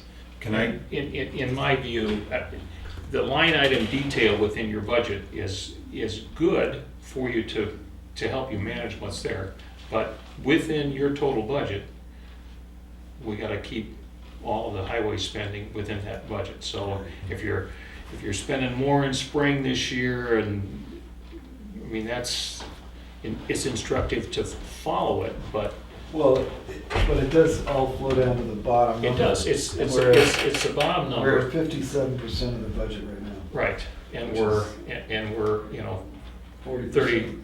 38% of the year, so, you know, our total expenditure within your budget is a little beyond. But our bills get much smaller in the summer than they do in the winter. Winter's more Right, expensive. and that's your thing to manage. Yep. Yep, I'm gonna commingle a couple of things. The yes, Parks and Rec is looking to clean the beach up. They have, from what I can see, about $1,000 in their budget. Is that something that we can get the, do you want to pull that out? He and Gina and I developed a checklist okay. for that. All Do you want us to do it now or finish the 4 things? No, as long as it's, Can we you know, talk as long about as there's that at been the end a of your meeting? conversation. Okay. Okay. I have it written down. We jumped over paving projects and budget. We've talked about the budget. That killed the budget. Paving projects. I have a copy of last year's suggested schedule. Have you made any changes to it? I don't normally do, I don't change it this time of year at this point as far as, the only thing that I have talked to, we have an option as far as if we want to try to reclaim Durgin,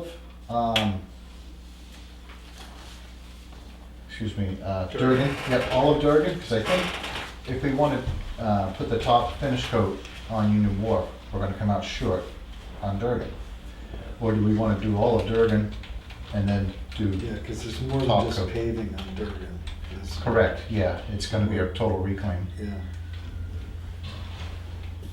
Yeah, and I know originally. So the trade-off though on Union Wharf is without the top coat on, it's only gonna last a certain amount of time before it starts to really deteriorate, isn't that correct? Correct, yes. So if we put that off, what does that do to the condition of the base coat on Durgin? Well, it I mean, needs- on Union Wharf. It needs to be examined, and that's one of the questions that we're gonna look at tomorrow. I kind of would like to have his expert opinion, and usually the two of us will ride down the road multiple times and try to examine where cracks are or any changes, and it all depends how it held up. If it held up, it's an option. If it doesn't look like it's holding up as good as we'd like And to, how it's not much an short, option. how much short are you thinking you'd be on Durgin if you did Union Wharf? At least 25%. Oh.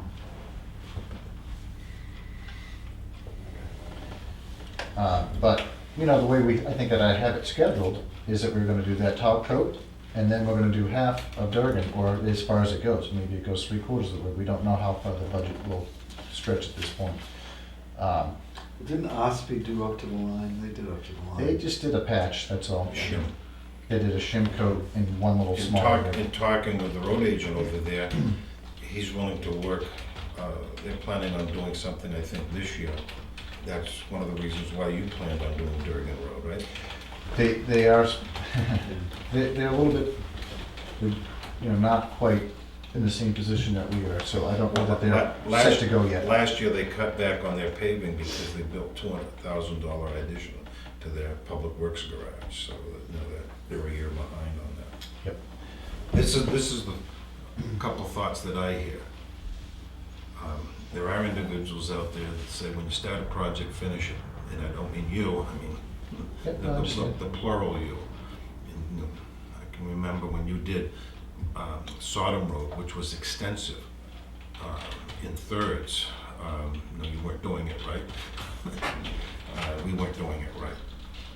As far as Durgin Road, as far as preparing it for paving needs to be done? First of all, the road needs to be ground and reclaimed, correct? That's not even the first thing that we do, but yes. Okay, before that, what are some things that need to be done on that road? I usually go and mark any bump that I see and we dig out, see what's in there. See if it's a rock or a stump or what it is, but generally there's something. If I see an area that has a lot of alligator cracking, I mean, just like you go driving through it and it's water squishing up, I'll dig that whole area out as well, dig down 4 feet, and then we'll put, depending what we find. But if I find it's wet or whatever, I'll put down some filter fabric and we fill it with gravel. And make sure the drainage is correct on the sides as well. You've done this on Ledge Hill Road. You've done this on Sodom Road. And I think you said you found like 200 stumps in just Sodom Road alone. Stumps and rocks, but yeah. And that has paid off. Sodom Road, Ledge Hill Road, and Durgin Road are our 3 busiest town roads. And anyone who lives on them will tell you that. Because you not only have the through traffic, you also have the families that live there, and that's 2 trips for each car. A couple of other things on Durgin Road. The big rock needs to be broken up on the on the curve. I mean, your guys work wonderful, but in the last year and a half, 3 times, cars coming along the other way, and the guy goes to slow down, and bang, goes the wing into that big rock. It needs to disappear, right? Yep. And that's expensive, isn't it? It would probably be about a couple thousand. yes. well worth it, because wing dam, I mean, the wings are probably 7,000 to buy a replacement, so that's well worth it. The other thing is, as you go down over the hill, there's orange cones out at the intersection with Zadidar Road, right? Oh, yeah, That's an accident waiting to happen, there's gonna have to be remediation there, that's big bucks, correct? well, it just doesn't seem like the culvert was quite as wide as it should have been, or as long as it should have been. So it doesn't have the big flares going in and out on the ends, which, in my mind, you know, before we pave, maybe it makes sense to extend those and get a little more fill, and then when they pave going by, they can bring the tar right in. So you're thinking half of Dame Road or Durgin. I will have a number probably by the end of the week. We don't get a number a year ahead of time, unfortunately, because it changes with the prices of oil, so they don't like to do it until, you know, we're within probably 60, 90 days of actual doing it. But yeah, I should have a number by the end of the week. We're looking at it tomorrow, going to talk about options and see how far the money goes. Yeah, because I drive Durgin Road every day, Yes. and it obviously needs work, but I think it could be done in stages without. And there's something else that's interesting is, my family lives there, and the new logging trucks that have, instead of dual tires on the trailer, have the single big ones. That's almost double the pounds per square inch to the road. Over and over. So, though that road is just, like our other roads, are just getting pounded. Isaac Newton might have something to say about that, I don't know. Right. Anyway, Mm. so you'll have that by next week, or we're not meeting next week, are we? No, we're being on the 22nd. Okay, so by the 22nd. Now, the So, other, so the real question though, I guess, back to the top coat down here is, if you do all of Durgin, reclaim base coat, and that takes this year's budget. Now then you have two roads that are ready for top coat. Which they could probably both be done the following year. Yeah. But can Union Wharf withstand another year without having? That's a question. I know just, and I'm not educated on this, but as I drive down there, I see places where seems like maybe there's a little bit of cracking. That's what we were trying to avoid. You know, Right. once it starts cracking, we know it's time to do it. Then you've lost the real advantage to having both coats on there, right? You don't have the, I don't know that we lose it, we just don't want it to get too bad, you know what I mean? If we start to see cracking, we know it's time to do it. If we don't, there may be an option. It's not the best option, but all those dead trees down at Union Wharf, just up from the store, that are, I think some of them are marked with, spray paint, and they're right at the edge of the road. if they're marked with spray paint, do they have an orange line down? Probably. That is actually the electric company's coming to take them. Perfect. Yep. Anywhere where you see that there's just a, I don't know, 2-foot orange line, that's not us. Okay. That's not the only place in town where there are trees that are hugging the edge of the road. That's and- not fun plowing either, just like you No, said, when somebody and comes out of the way. And it's difficult to maintain the pavement, maintain the drainage, as well as winter maintenance. But we would grind them after they cut them. I would have a stump grinder come through and get rid of them so that we can run the wing right out to the edge and not worry about hitting anything. Yep. Make sure the ditching is good. and all that there. along that line, I took a course recently, and as I understand it, this is pavement condition. Pavement within 10 years goes from excellent to fair. And then it drops off like a ski slope. We have, 52 miles of roads in town? We have 48 miles, but I think only 32 of them are actually paved. Paved? Once we're 10 years out or 15 years out, now, we've used used up 75% of the pavement life, and it just becomes, now we have to reconstruct and whatever. Do we need to be adding budgets to the warrant article to repave? You haven't gone up in all the years you've been here, sir, thank you, but what are your thoughts? What would you like to think about it? Well, I think that's probably a better decision. I can give you my input, but I think that's the selectmen's decision if that should happen. You know, I think you guys can. I mean, if you use that theory, we should pave 4 miles of road every year. How many miles are we doing? I think we're top coating too, and working on the way it's been working is we're probably top coating too, and doing some base grinding on part of it. Yeah. Well, we'll have that discussion. Sure. Right. But the other thing that we don't know too is because that I think we're taking the time to do it correctly now with grinding, maybe the next time we don't have to do the grinding, it's just top coating, which the money stretches a lot further than. Well, from what I see on Union Bluff Road Yeah. and Sodom Road and Ledge Hill Road, what he says is accurate. Those roads take a tremendous amount of traffic, but they seem to be holding up a little bit better. Well, what I was going to say is, if the way the work is being done now gives us greater longevity with the roads in the future, that's great. And it may very well, it seems to be, but time is going to tell. But one of the things that we have to look at is from the condition that the roads that we have are today, if we're in a situation where to bring those other roads up to a level where they can be a 15-year road as opposed to a 9-year road, once we've done this work on all of these roads to put them in a better position, then maybe we can throttle back a little bit. So it's I'm not suggesting we go crazy spending money on roads, but roads are something that everybody in town uses, and it's fairly easy for people to identify when the road is really, really bad, when it's giving them big problems, and certainly for your crews when they're in bad shape, the maintenance, the winter maintenance, as much as anything else, is much more of an issue.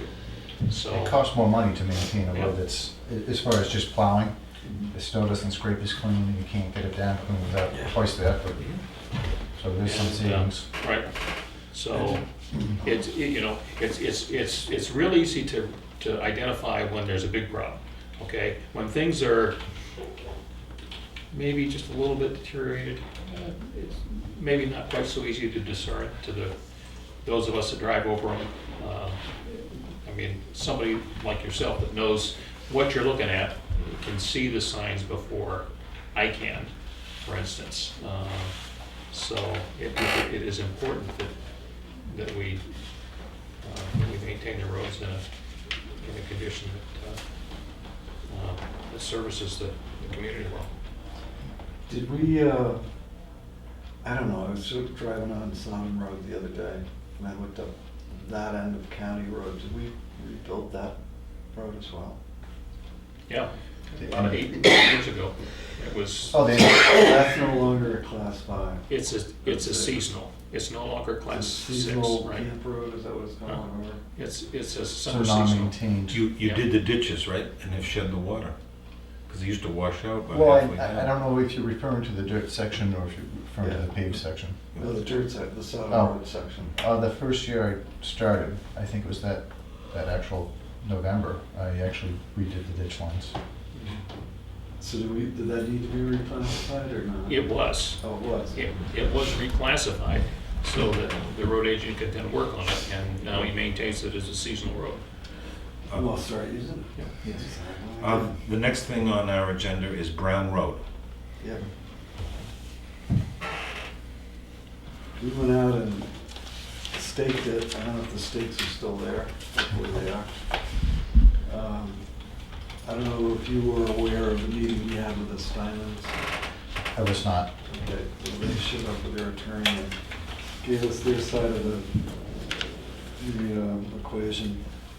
And during that discussion, it was agreed that the roads in the center of the right of way, the selectmen, or at least two of the selectmen, have determined that it's a 3-rod road, and so we put some stakes in the ground. The Steinmans agreed that we could move the rock onto their property, so it's about 7 feet back, 8 feet back. Or more, 10 feet, Yeah. yeah. So, So if you see where those stakes are, which is right at the tree line along there, then the rocks go from where they put them back to that stake. They line. have agreed to that? Agreed to what? they did For us when they to- were here. For us to move the I rocks? asked them whether or not they wanted the rocks on their property or removed, and they said on their property. So that's the position we're taking. And there's one rock that's sitting in the water that needs to come out of the water. And the bulkhead embankment there needs to be rip-wrapped so that we stabilize that Okay. slope down into the stream. That kind of a good synopsis of what we're looking for. Yeah, And you had given us one price for moving the rocks. There's probably gonna be some more money involved in replacing that. For the riprap? Yeah. Yep.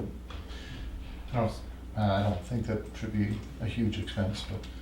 And were you planning on replacing that guardrail? We talked about extending that. I think that was one of the things that we talked about with, well, Carolyn and I talked about when we were there, that needed to be extended. It doesn't look like it actually is effective where it's at. If it was 8 or 10 feet longer, I think it would be more effective. Well, it would certainly be effective at precluding boat launching at that 10 feet. And I don't think that was really, No, we were just thinking in general, that it just drops off so steep off the edge of the road right there. No parking signs? right. That's the only issue left. And I don't think, does Jim do the signage? Yes. And we have the right to ask them to put no parking signs up. And that's what we're agreeing on. Well, I don't know that we're agreeing on, we talked about it, but I don't know that there's any agreement. What are your thoughts? well, the Steinmans are concerned that traffic on that shoulder is creating water quality issues in the lake. And they think that parking on the other side is going to be a better situation for that. Quite honestly, I don't see how it makes much difference because both of them drain into the same water running into the lake. Okay, so on the opposite side from there, where their house is, if you park along there, anything that is stirred up by the vehicles goes in that same water as on the side in front of their property. I don't know how much erosion and runoff of bad things, whatever bad things are, occurs from along that area, but I think the only significant difference is that on the lower beach pond side, you actually have launching going on, or traffic Yep. going on. Whereas on the other side, on the upper beach pond side, there isn't. So that embankment where it joins the brook would remain more stable or less, there'd be no traffic involved over it. So I think maybe it would mitigate some of the runoff, just a thought. but there'll still be traffic across that area in the right-of-way going down to the water because that's how people launch. Right, on the lower beach pond side, right. Right. But on the other side of the road, I mean, if we were to put no parking signs up on that side, on the Steinman side of the road, and have everybody park on the other side, it may be a little bit more mitigation as far as runoff is concerned, because there isn't that launching activity going on that side of the culvert, on the west side. And there hasn't been anyone who is against a couple of no parking signs, right? It was suggested by them, it's been suggested by others, and no one has spoken against it, right? I don't think that's the question at hand. Why don't we give it a try? Why don't we give it a try? My opinion is that let's get the rocks moved, let's get the area stabilized where the access into the pond is, and we can revisit the parking or no parking issue after we get that step in place. So are we ready to move forward on moving the rocks now then? We're about to vote on it, Oh, okay. All right. but we need your input. Oh, well, Where is the Steinman's property line? It's exactly where we posted it. That's not the Steinman's property line, that's the extent of our right-of-way. Do we know where the property line is? It's right down the middle of the Right down road. the middle of the road. Do we know that? Would they stipulate into that, Lloyd? I appreciate that you're not gonna vote for this, but you're not gonna argue us out of voting for it, I don't believe. maybe one more question. If you've already had 2 stakes in the ground, and if I was to run a string, Yeah, but We have Three. or half a dozen. okay, and they're in a straight line, Yeah, So- relatively straight. We measured from the pavement over. if I was to run a string down there, Mhm. do the rocks stay on one side or the other, or center them down the string? How does that work? No, they need to be on the Steinman's property, so So they need to be on the other side of the string, Right. okay. Why are we putting rocks in the middle of the woods? The Steinmans said that they wanted the rocks, they didn't want us to haul them away. So we're not interested, we're gonna vote on this in a minute, but we're gonna put the rocks on their property, because that's what they said they wanted to happen. I do remember a while ago, I remember there was, the Steinmans had a problem with people, when the ice became unsafe next to the small culvert, people were driving through their yard, driving four-wheelers through or something like that. So I remember a conversation to that effect, so maybe the Well, rocks would stop that. Yeah, and there is maybe 100 feet from the access point into the pond. There is like a driveway cut through the woods that looks like it may have been used at one time, but it's roped off. But And it might be a so, good place to put some stones. yeah, and certainly moving those rocks back there would keep them from access. The conversations that I have been involved in and aware of with respect to using the pond, nobody that's talked to me has said, we want to drive through the Steinman's woods. It's all been about using the access point next to the bridge. Which makes get in. sense. Yeah. Right, and it self-limits everything, because there's a big piece of ledge in the middle of that brook. So it limits the size of boats that are gonna get launched there, plus the angle of approach limits a lot of things. But And it we drops need to off. provide public access to that pond, and this is public access. So I'm gonna make a motion that the Board of Selectmen direct the road agent to move the rocks onto the Steinman's, off the right-of-way on the Steinman's property, and stabilize and put stone on the area that's used for a boat launch. And we'll revisit the signage issue when that project's done. Yep, Is there a second? I'll second. Any further discussion? All those in favor say aye. Aye. Opposed? Nay.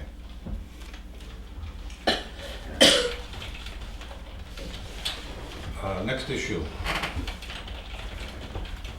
Jim Beam. That's the next issue I have. What is it? It goes Brown Road, Lang Pond Road, and then Jim Beam. Okay. We have an issue? Lang Pond Road.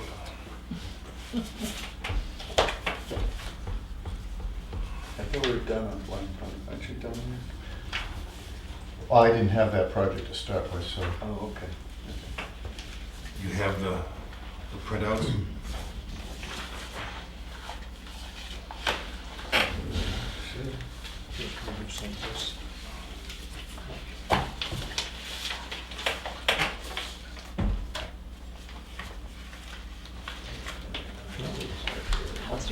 Maybe it's in the correspondence file.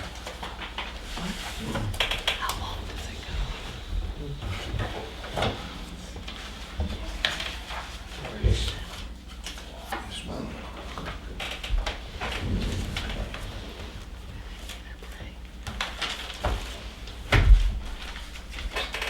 This is Chairman Ladd and I recently walked Lang Pond Road project. Seems to have survived the winter well. We withheld the payment to contractor L.A. Drew. We need to vote to authorize the payment of $6,694. The work is held up. The committee says the work is held up. We have the check here to sign, and we need to vote on I'll that. make a motion that we release $6,694 to L.A. Drew. Second?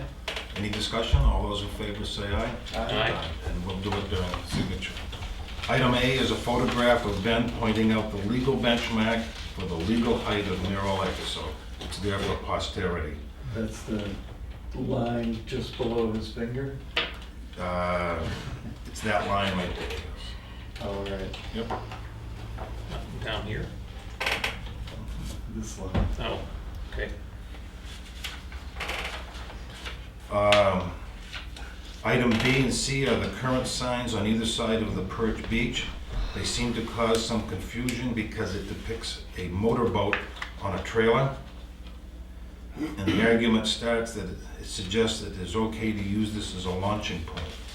I guess we need another sign that says not access to motorcraft. We need a cost, and can we pay that out of encumbered funds?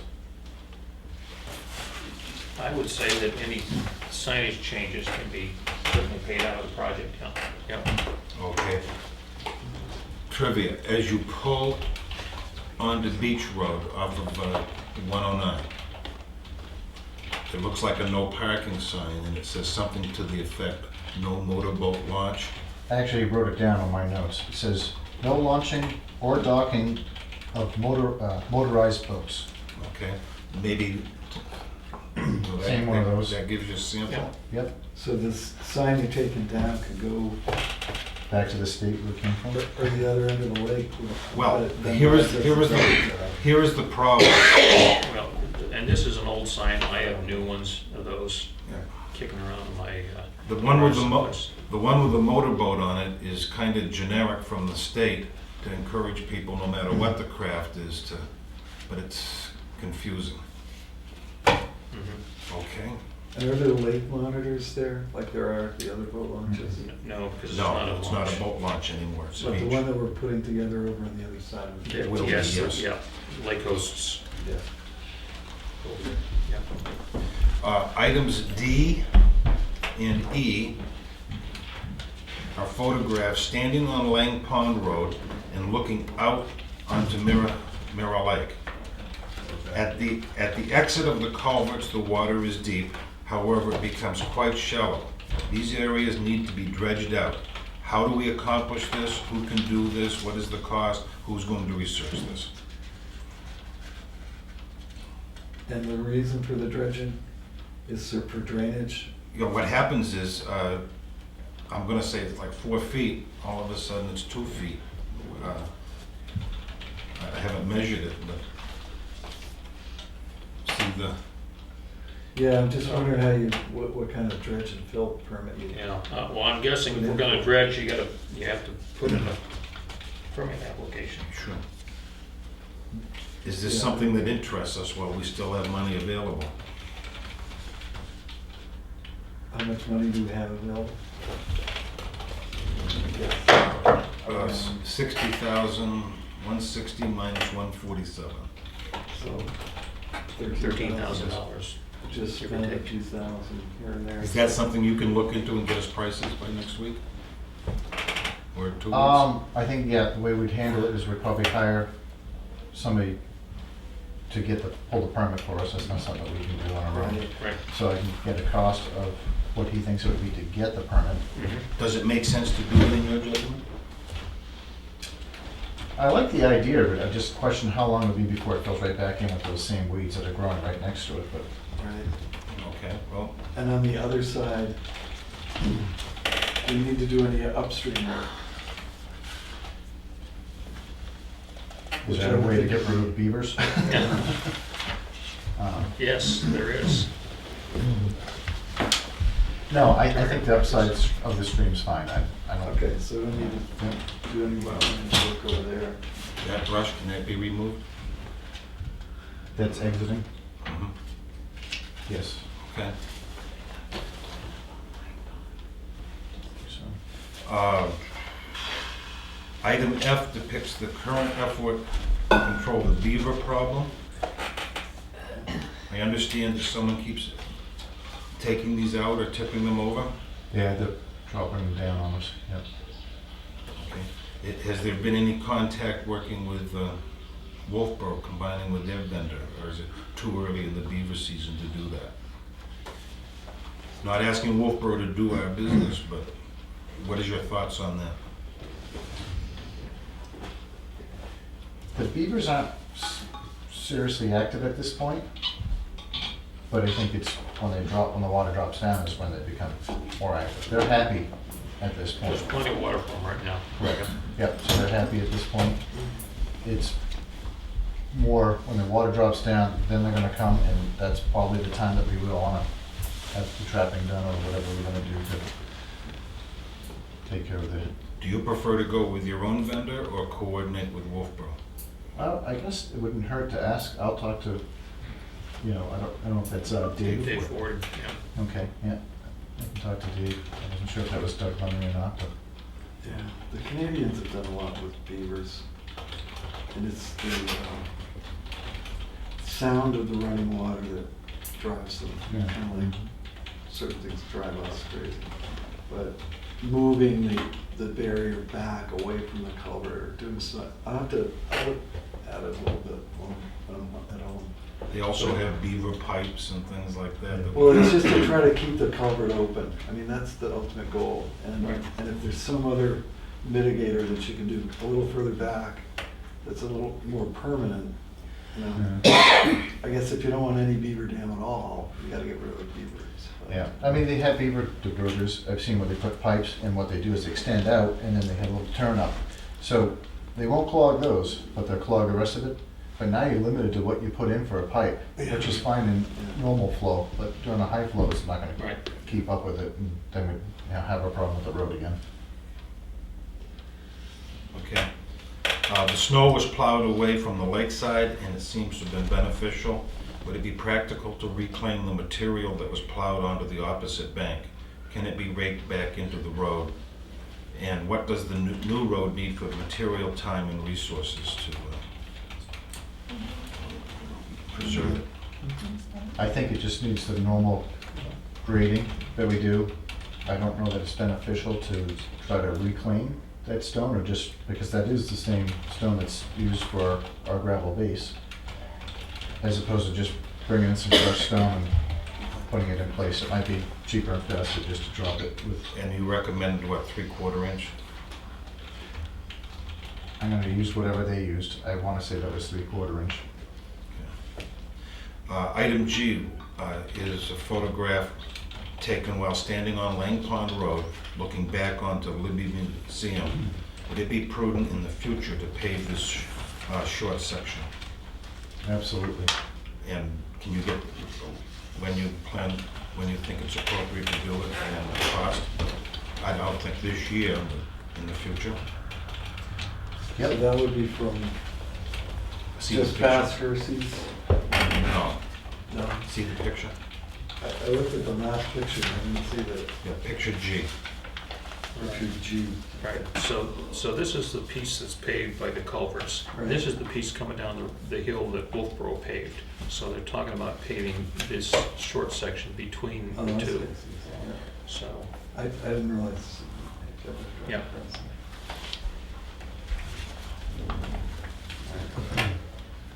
yeah, certainly getting a budget price on that paving. Can you get back to us on those costs?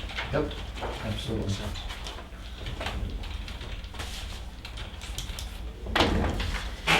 That, while I'm talking about that, can I bring up another topic?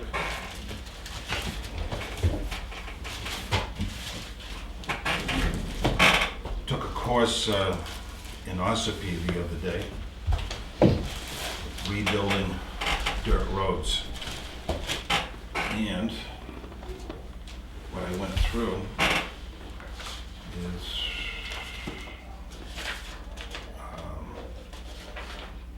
this is road agent, dirt road maintenance, and attached for you is a copy. The class is taught by Russ Lanoy, and I think I put it in your paperwork. And it talks about maintaining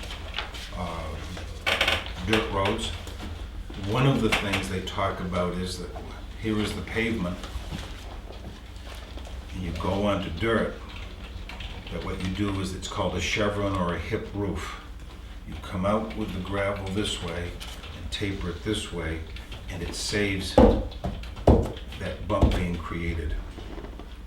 As far as the pitching the Yep. waterway, it's funny, 'cause I have taken a class through, Many of these things that are in here, and I'll give you the bibliography. they didn't talk about that though, but that was probably, that might have been 7, 8 years ago, but that was never mentioned, so that is actually, that's a new piece of information. The other thing is, Russ would be willing to put a class on, and I thought of this morning. What if, working with the road agent in Ossipee, and you and your guys, and he puts a class on for the 800-foot section of Sawyer Road, Sure. and does some of these techniques and whatever. Is that a free class, or? I don't know if he would do it for free or not, but that's just a thought. We saw him work on Thurley Road in 2 hours, and I'm not a maintenance guy on roads, but I was just absolutely amazed by what he can do. Just a thought. Yep. Okay, I'll be glad to sit down with you and talk about it. Yeah, that's, This is the town's copy to put in its library. Okay. Thank you. Anything else with Jim? Beach cleanup. Okay. Pull that up. You have it in your folder, the beach. I might have only put it in correspondence, I think. Pardon me? I think I might have only put it in correspondence, I think. I'm not sure.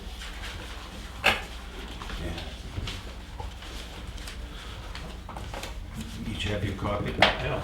No, she only put it in correspondence. Okay. That's it. Here's another one.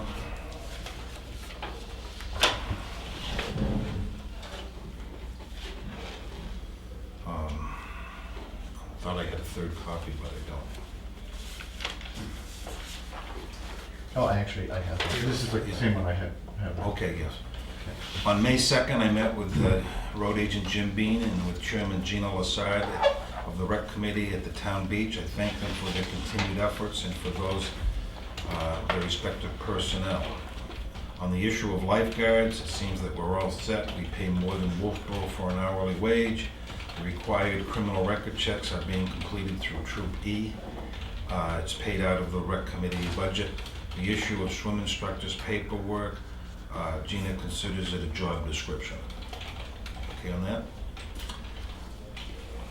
Next. The issue of damages to the wooden barricade. This is the entrance that ice fishermen use to go on the lake. Neither department has a line item for this repair. There are 2 posts and 3 rails of pressure-treated wood that need to be replaced and bolted together. There's also a need to put a post in the center of the opening that's been removed so that vehicles and trailers during non-ice fishing months are blocked from driving across the beach. The consensus that a removable post could be installed there. Recommendation that we put a request for cost to make the repairs. The target completion date would be before June. The three of us talked and recommended that this cost be charged to the contingency line item in the budget because neither department has money dedicated for this in their budget. Well, they have beach and dock maintenance. And the decking for the docks is estimated at $3,300. Corey Hunter on some rolling, it's $2,500. So that's 58 of the 75, so there's a little money left over there. And then you have a line item called recreational areas, which doesn't seem to have a lot of prescription, but there's $2,500 there. So I think we should look at those line items vis-a-vis the recreational areas before we start going into contingency. I mean, I think there's available funds. Should it be appropriate that we ask Jack to put together an RFP for repairs? What are we talking about in terms of cost here, roughly? $5,000, $1,000, what, $2,000? Well, I don't know that I have an estimate, but I'm guessing it's, because what we talked about was it needed a taller post with reflectors on it, maybe it wouldn't get hit in the wintertime. Yeah, yeah. And a removable post on a sleeve installed and replacing, and I don't remember how many rails, because I remember the other corner was damaged as well. Yeah. There's 2 rails adjacent and then there's one a couple of lengths down. Yeah. So the length is what, 10 feet between posts or what? So we're dealing with 8-footers. I don't know what they are, to be honest with you. I didn't measure. I didn't measure them. I would guess they were 8 to 10, so something in that neighborhood. Obviously, PT, I want to say there were 4x6s. But yeah, I mean, it's got to be, I don't know, I'm going to say somewhere between 500 and Yeah. maybe 800, I don't know. And we don't have a, So my recommendation is we not do an RFP. He knows what needs to be done, and you're gonna do the work, is that right? The road agents? Well, I thought it might, you know, we talked about it, maybe it didn't go out for bid, so. Well, is it good, okay, will we put that small job out to bid because you're of time constraints, or you didn't want to put your crew on that, or had other things you were doing? It was a combination of things, but I just want to make sure the town got a fair price, I guess. Well, at least we know your hourly rate. You're not gonna change that on us. No. Right. And then whatever the material costs Well, are. you know, I guess one of the considerations, it's always good to look at competitive prices. Absolutely, it stretches out the timeline to get the work done. We want to get this done timely going forward. And in my mind, the magnitude of the project is something that we have to look at when we consider, are we going to assemble an RFP, ask people to bid for it, come back, open the bid, say, you know, yada, yada, yada. Well, I think in this particular case, it's a repair, so an agreement would be there. Mhm. If it happens again next year and it becomes an ongoing issue, then I think we have to revisit the whole deal. Maybe put cement posts in with a wooden Mhm. railing, Yeah. and make it a little harder to break. Yep. Well, I think it was his suggestion to make the post go up a little Taller. bit because that was hidden by snow, obviously. And whoever plows through there, it's not us, but somebody Right. plows through there, obviously kept stuffing it in the corners so they became probably hard to see. Right. What is the board's wishes? I mean, I think if we can put the whole package together and just get Jim down there with his crew, get the beach open, that would be perfect. Because we've got the railing to fix, we've got a little cleanup to do. Right. There's some beach mitigation, but I guess we can't do that without a permit. Right. And was there something on the? Let me go right through the list here. Yeah, On the issues of the repairs to the parking lot, This will be done by the road agent. It's already there. Now, Well, we do that on our Right. regular maintenance. on the issue of future paving, it was suggested that I have Mark investigate that for us. There's some question as to whether the state will require a special type of pavement. In any case, this is a project for another year. And that's a town road. Yes. So when is that on the schedule? That, we're just talking about paving the parking lot. Right, but I mean that Well, it's never been paved. It's always been in dirt. front of Fran Lassie's? Well, from in front of Fran's, it is paved, Yeah. but then it stops where the parking actually is. Right, but I mean, at that part that leads into the parking area, is that on our schedule for some year hence that we'll pave that? No, we don't have anything Don't put that on scheduled. the schedule? Well, we don't know that there might be some permitting involved or not, and different type of pavement. Because it's so close to the water. Yeah, I mean, what the state does at between Mile Bay, I don't think they really care. Right. And Mark will work his magic. I'm going to volunteer him for that, okay? But I think it should But probably. please, before you volunteer Mark for something, ask I him will ask him, yes. Okay. I already had a conversation with him about it. about this. Yes.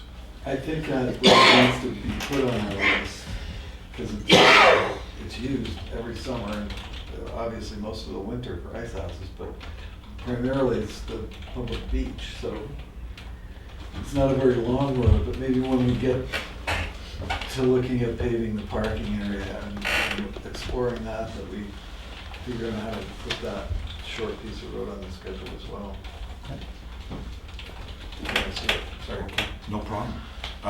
There are a number of no parking signs that are faded or damaged, and the road agent will review and update those.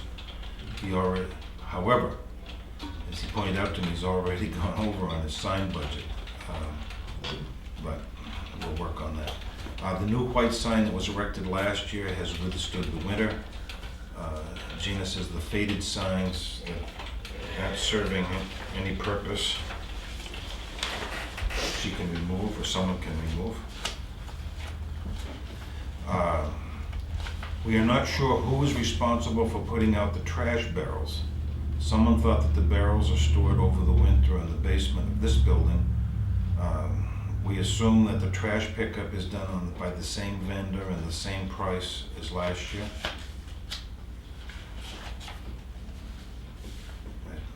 That's what I. We'll have to check. We've got Okay. an $800 line item for trash.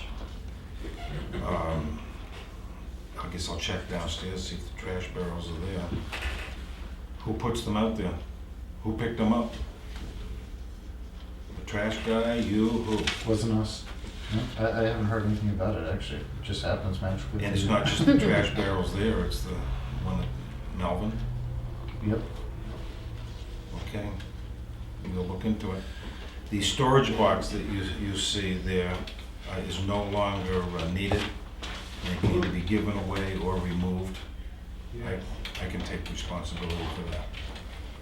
On the issue of cleaning the beach, in the past, Ted Benz has volunteered his time. He's getting older and he may not be able to do it, and he hasn't been able to come to the last couple of committee meetings. The road agent said that he would help do it. Sure. I would request that we get a cost estimate for fall and spring cleanup, so it can be included in the appropriate budget. We may want to contact Clay Gallagher. He had a conversation with the guy who is in charge of the prisoners. Maybe he can get them to do it. Just a thought. Yeah, where would they put the material, I guess? Yeah, but I guess it comes down to involves you somehow, doesn't it? Okay, well, we discussed the issue of lakeside brush. We're all aware that the state wants a row of shrubbery at the edge of the lake. Vegetation absorbs nutrients and nitrogen and preserves water quality. But the consensus was to trim the existing bushes down to 2 or 3 feet. This allows the duty personnel a clear view of the adjacent bay areas for emergencies, and the road agent can do this. Yep. And I did ask about it too, and it used to be a 3-foot log. They said they haven't actually put a number on it. They took away that 3-foot number. It's just don't kill the bush. So we could go down to probably 2 foot. I think that would probably be a They good. said the same, they said the same thing to me.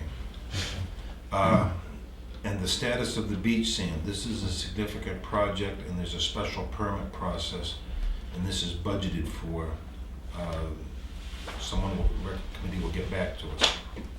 Remember last time that you did it, they hired someone a number of years ago and a neighbor came out and stood in front of the tractor and stopped the project because it needs to be permitted. I wasn't there for that, but I heard about it. It was discussed that perhaps the VOTEC forestry class can trim some of the trees and brush that's encroaching the parking lot. I asked if the boundaries are clearly marked. I couldn't find where the boundaries are. I brought up that the pavilion building will soon need a coat of paint. The woodwork around the porta potties will need a coat of wood preservative. This is a future project. Gina will get a cost for it. Lastly, I brought up that there are a number of picnic benches that are being left out during the winter months in town. Are there any thoughts about where these can be stored seasonally? Any response? I don't know anything about space for the picnic benches, but it's a great idea. Anything else for Jim? We're good. Okay. Thanks, Jim. Thank you for your time. I'm gonna just leave the rest of this, folks with this. If people need to take a break, we've been here, you know, or move right along. Review of and approval of minutes.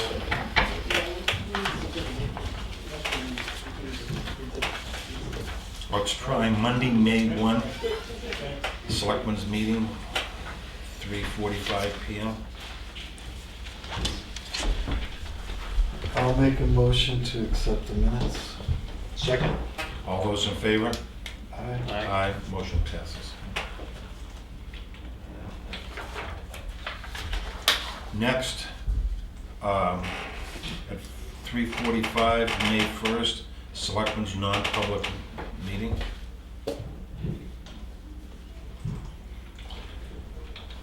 Yeah, I'll make a motion to accept the minutes as voted. Second. Second, all those in favor say aye. Aye. Motion passes. Where that was a meeting with our attorney, Yes. sealed under an attorney-client privilege. Does that need to be added? I don't think so. State law. Signature file, we're all set. This is the LA Drew that we voted on, it needs to be signed.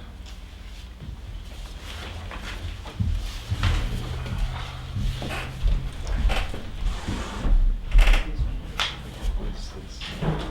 Oh.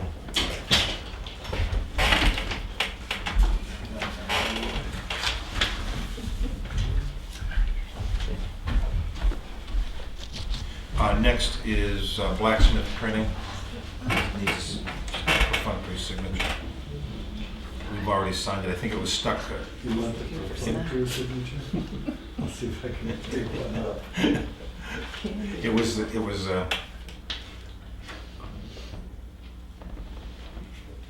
stuck on another page.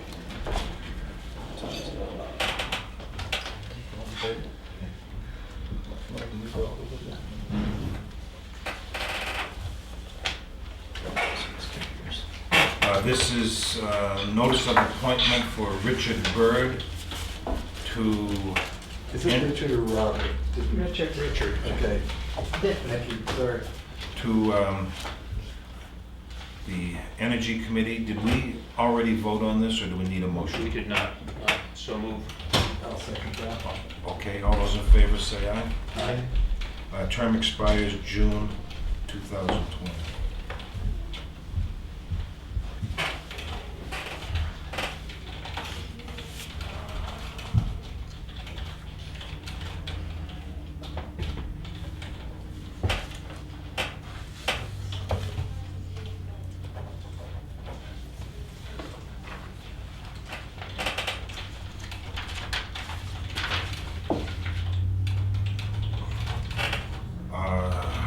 you make one motion for all yield tax levies for the operation numbers 16455-10-T, 16455-11-T, and 16455-020-T.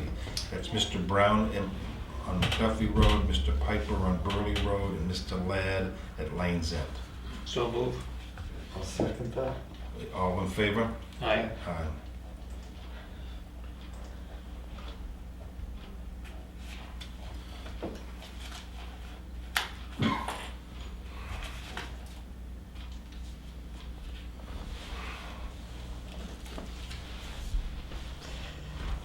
Second page here.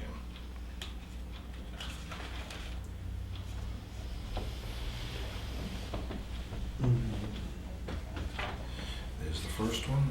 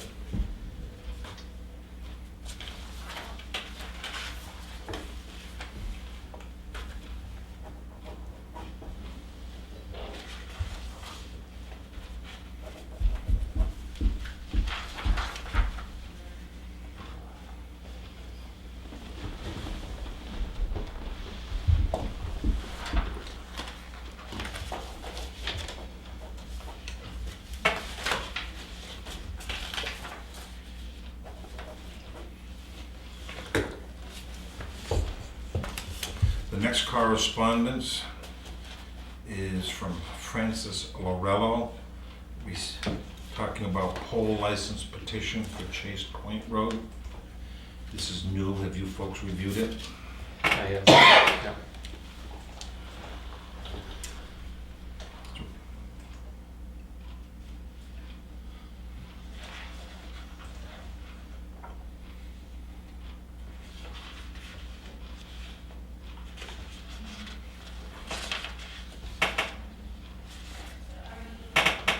So we sign that. I'll move approval of that. Is there a second? I'll second. All those in favor say aye.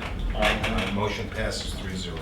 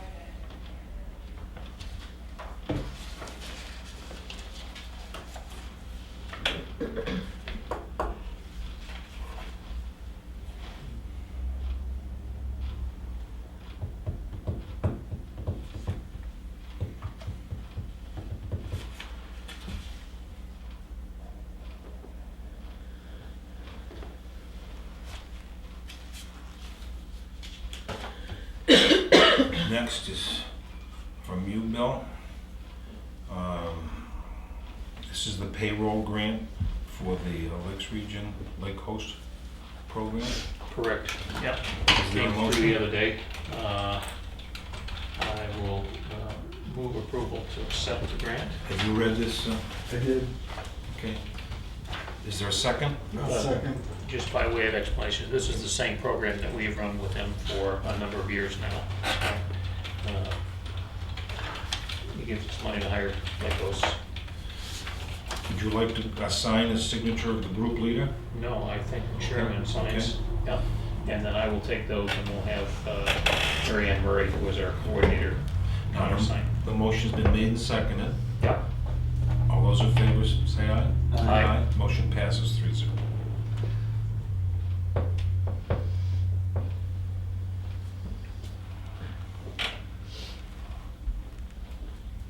And today is the 8th. It is.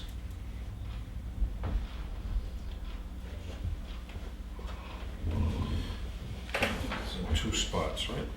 Yeah.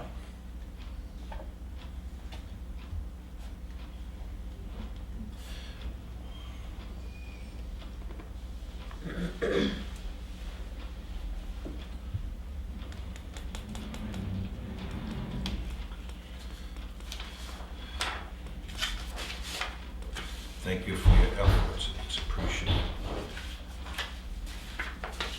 Do you want that copy now or get it after the meeting? I'll take it now. For another meeting later in the week.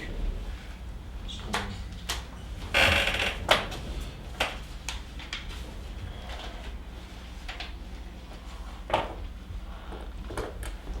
you want me to speak to that? Yes, this Okay. is a notice of a hearing about cemeteries. Yep.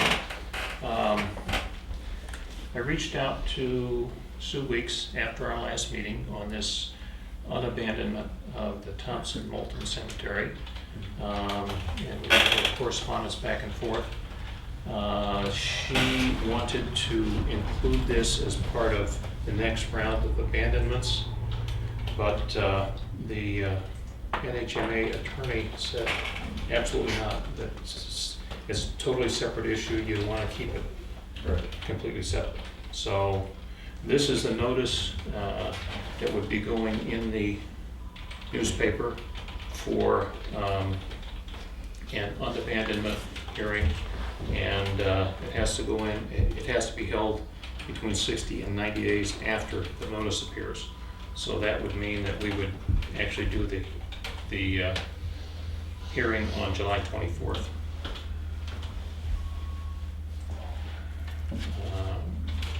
We also received from Sue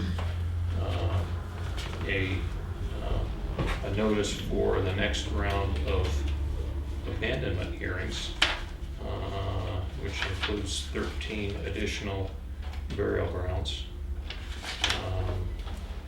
And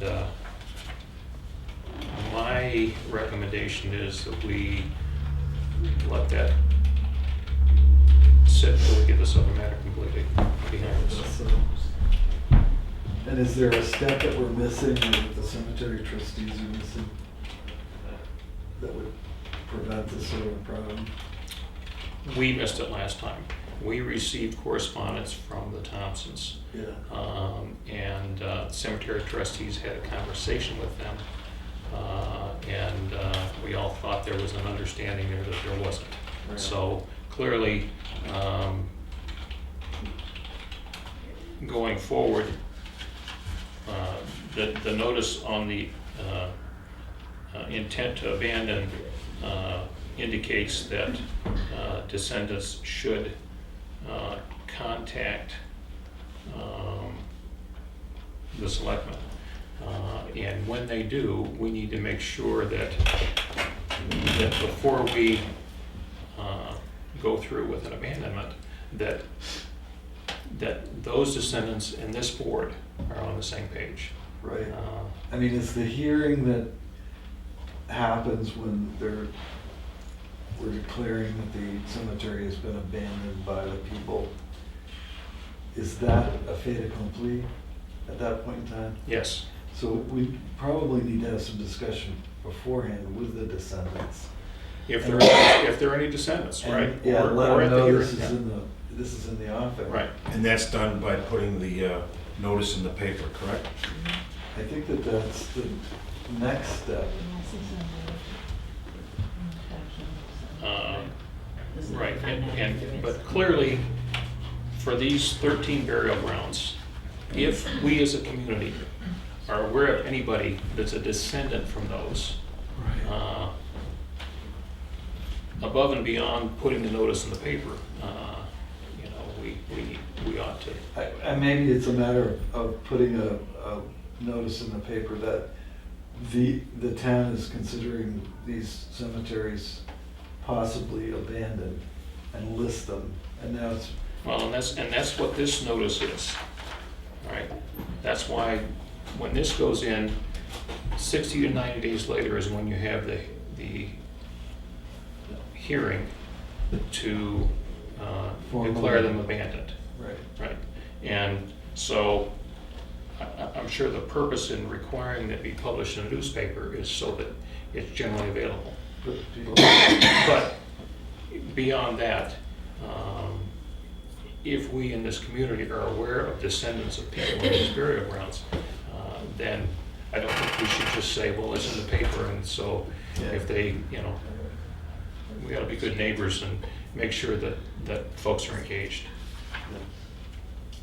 As I understand it, the only thing we're dealing with today is the front page. My recommendation is that we, Limit ourselves to the Moulton, huh? Thomas-Moulton. Right, cemetery. right.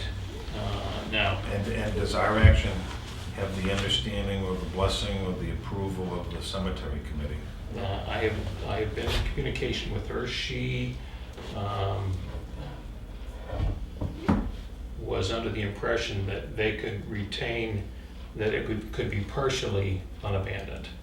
But in fact, again, attorney's opinion is you cannot, you can't partially abandon a burial ground. It's, I guess, in my mind, similar to if you have a real estate parcel and you can't sell part of that parcel without dividing it. Yeah. So the, Well, how is the notice worded? notice what notice, where did that notice? This one. It's just. So the town, no matter who tries to do it, you can't abandon or unabandon only part of a cemetery. That's correct. So this is for the whole cemetery? Right. Okay. Right. And I know there's a concern that access to maintaining graves that the descendants might not be concerned about would be barred, but my understanding is that the town has done work on that burial ground for years.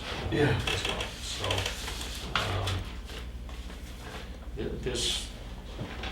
this notice and this hearing will correct an error that this board made. And as I read the statute, it's pretty clear that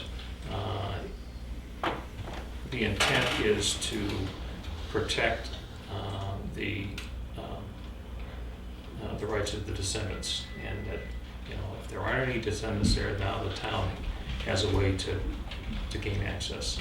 Well, in this case, there are descendants. Absolutely. Because they take care of the property, right? I'll move that we sign the Mhm. notice. We need to sign this hearing notice, We do. and I'll make that motion. Is there a second? Hearing notice. I'll second. Is there any further discussion? All those in favor say aye. Aye. Motion passes 3-0.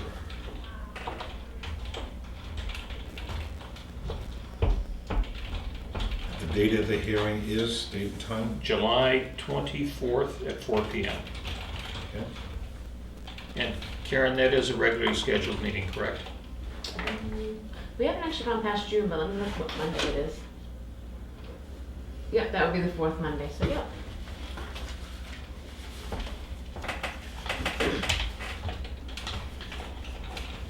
July 24th is 4th. Okay.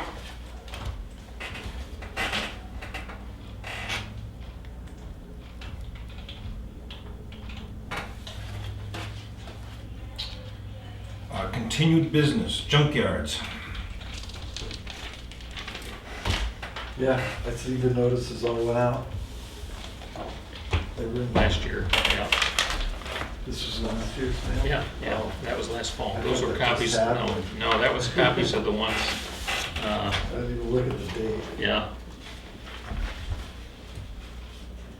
So I think we did direct our attorney to send out some notifications, didn't we? We were waiting to just make that decision today. Right, right. These were notices that were sent out last year, Right. registered by Jack. So the next step is to have the attorney Right. rattle their page. Yeah. And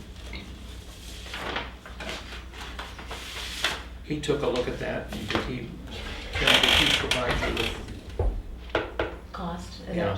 It should be in, I believe. so?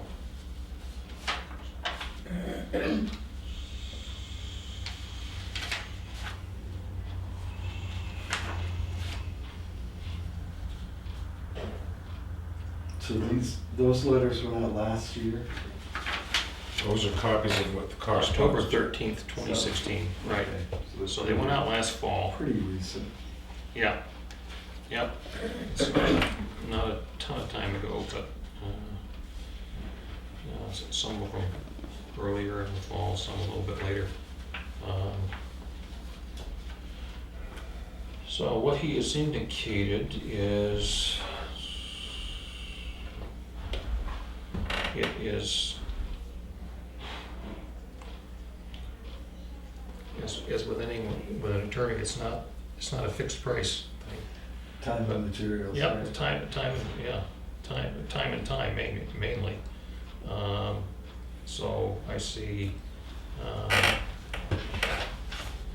talking, That's if we file suit. right, So I think to send out the letters, whatever his hourly rate is, it just goes against our legal line, Yeah. doesn't it? yeah. Right. Yeah. What's the board's wishes?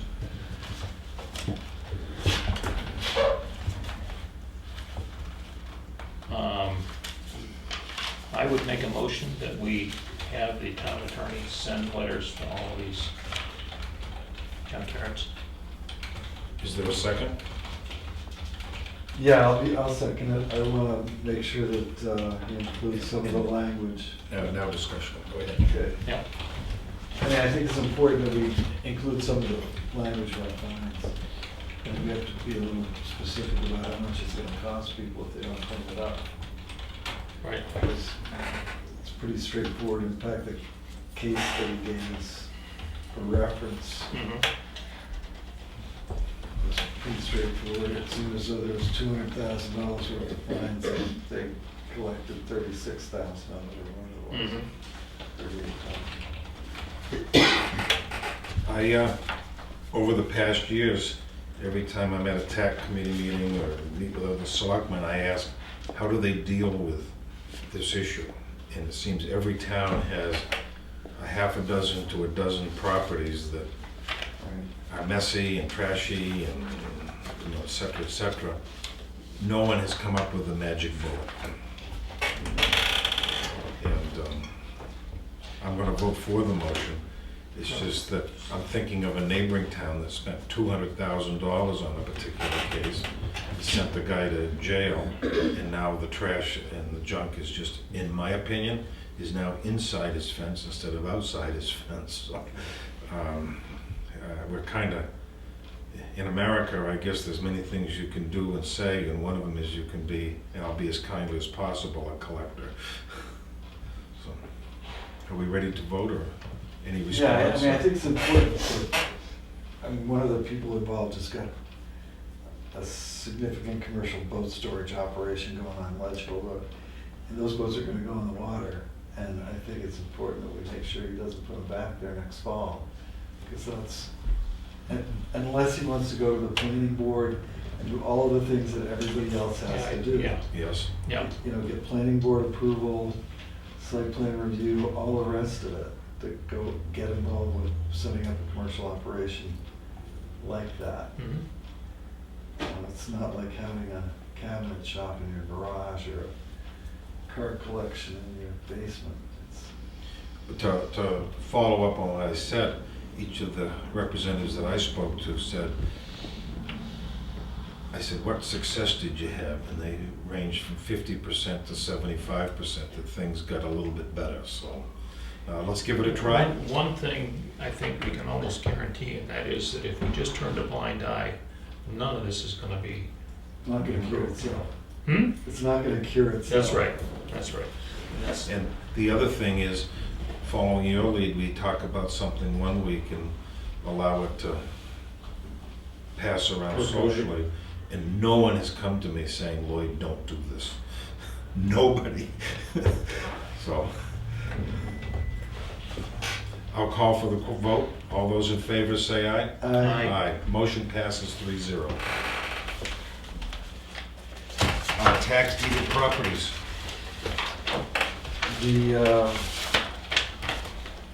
There was some talk about the Conservation Commission and the Planning Board wanting to be involved in that process. They already have been.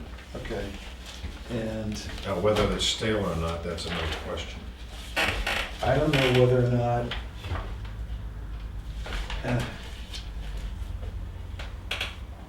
to be perfectly honest with you, I'm really not at all interested in watching some video on YouTube. I'm more interested in the certified minutes as issued by the town clerk and the moderator at the town meeting. And that's what we have in hand. So that's the minutes. Those are the legal minutes of the meeting. That said, this discussion about whether or not things should only be put out for sealed bid and not be auctioned, I think that the question in my mind isn't whether or not the town voted on that because they didn't. And secondly, what turns the most money? And is it a combination of those two things? I mean, do we put the property on the market and you can submit a bid and the auction will happen on a day forward, say 90 days ahead of that, and your bid will be part of the auction process, and whoever pays the most money gets the piece.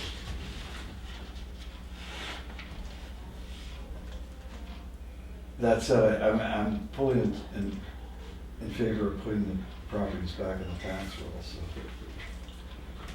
Bill?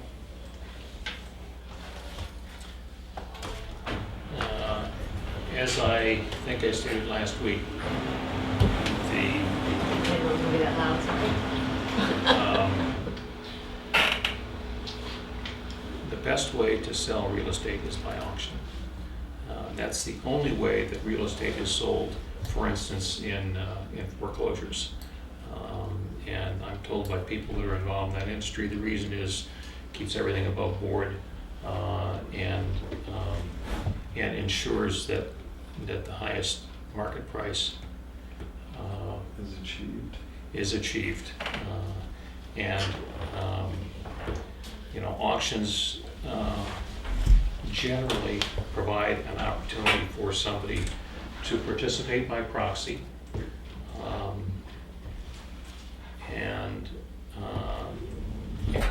so that even if you can't be there the day of the auction, you do have an opportunity to participate.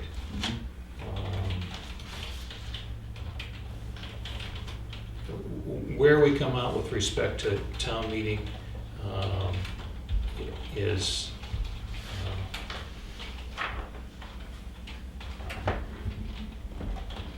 clearly there was strong opposition to an auction at town meeting, and if that's where we come down this year, I don't have any problem with it. But I think that we have a responsibility to put this property back on the tax rolls at the best price possible. So if where we come down is we can't do an auction this year, I say defer it for next year. Just because we have people that have a personal personal issue with the person that we've talked about as being the auctioneer for the property doesn't excuse us from pursuing the best option for the town. And the best option in terms of selling real property is at an auction. And I think those two issues are separate, Mhm. because I don't think the board as it's presently made up has selected an auctioneer. We haven't. We're talking about the concept of auction versus, or auction and sealed bid. And if people want to, I mean, I'm looking at the minutes here that were given to us by the town clerk and the moderator of the town meeting.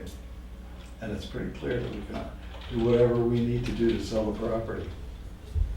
So there may be some voices out there that are gonna yell and scream, but the amendment read, quote, "to see if the town will vote pursuant to RSA 80:80 to authorize the selectmen to convey real property acquired by the town by tax collector's deed, by public auction, or advertised sealed bid, or in such manner as determined by the selectmen as justice may require."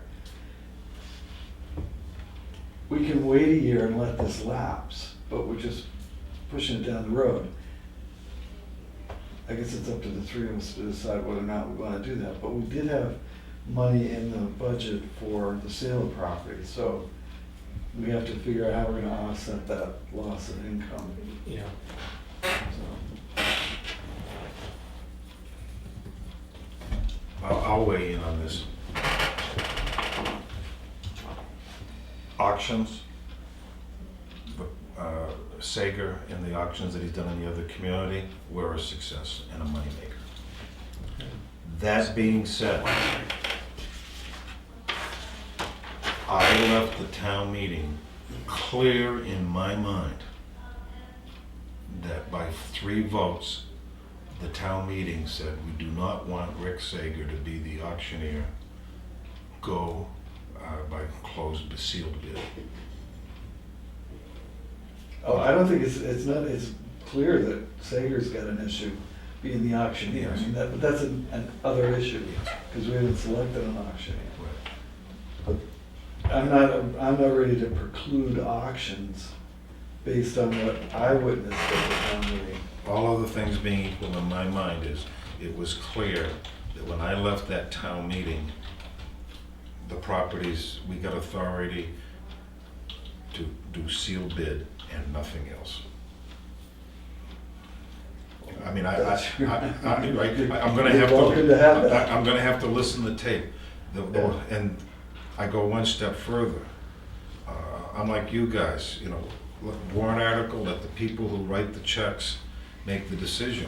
And in past years, they've made some decisions about not paving Sawyer Road and not doing a public safety building, and I've listened to what they've said. I gotta say, they're short-sighted, but, and that's my comment, but I try to follow both the letter and the spirit of the law.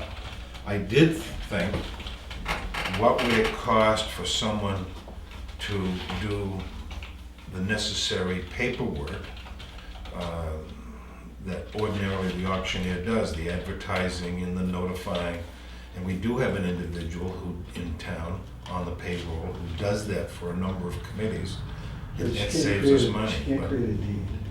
but- She can't. Right. So So you're gonna have some. that means going to a lawyer to create a deed, right? Right.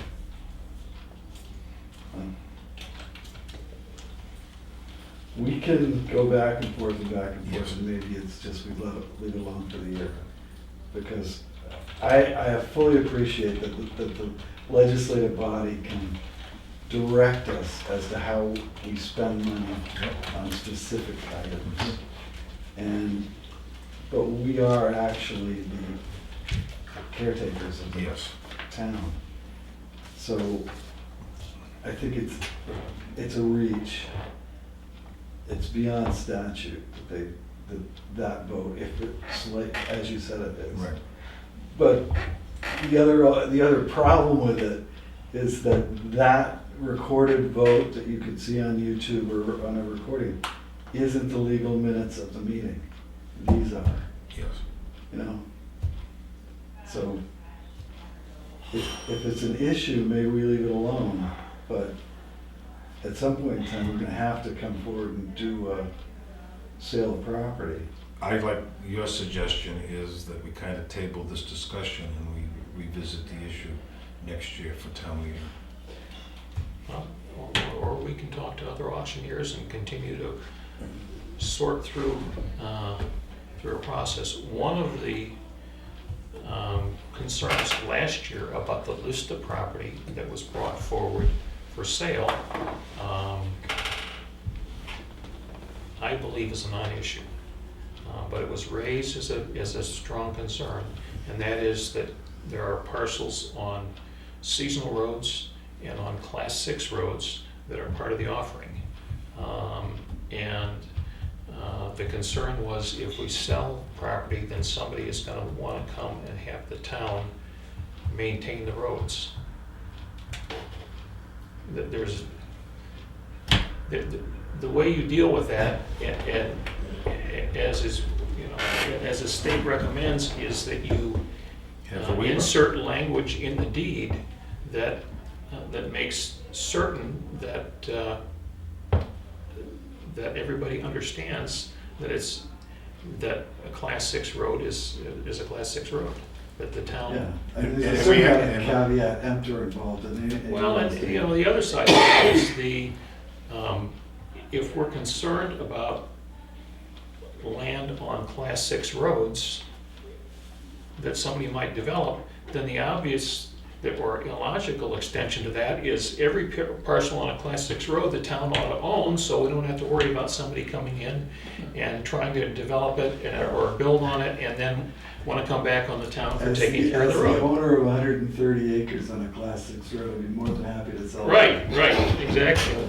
I don't know that would pass the straight face test. Right. No, I'm just saying that becomes the extension to, we don't want to sell a parcel on a Class 6 road because somebody might want the town to start maintaining the road again.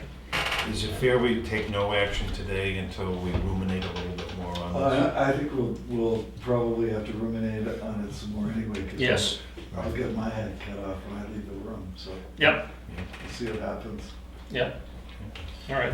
Under continued business, I had Cow Island project written in. Oh, the survey, Yep. not the dump. Right. And what I know about that is that the contract has gone out for the survey. I talked with Steve Wingate because I know that they have an interest in being in more engaged with activity in the center of Cow Island. Yes. They have a project involved there on their website. Right. Yep. And made him aware of that we're going to be doing the surveying, and may or may not use somebody in the Conservation Commission to provide transportation out there for the surveyors. Anyway, I think we got the. I don't know if we just own the center of the island currently. It's not, there's no conservation easements on that. Yes, we own the property. as We I own it. understand. That's what it always was. And we should be careful about what we do going forward once it's surveyed and we have it marked out. Yeah. Because that's an. Well, no, we are not surveying the whole center of the island. Right. All we're doing is marking the right-of-way across the back lot behind the beach, so that. That's a resource when we get to talking. One of the things that came up at the library meeting was impacting wetlands.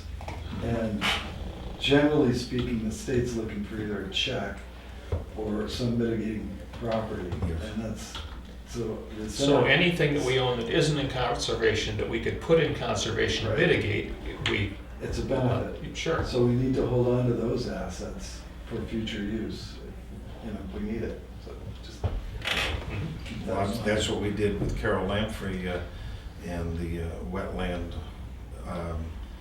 in 19 Mile Bay. That's how the road got moved up through the swamp, is there was a mitigation The state actually gained. Okay. Next item is Selectmen's updates.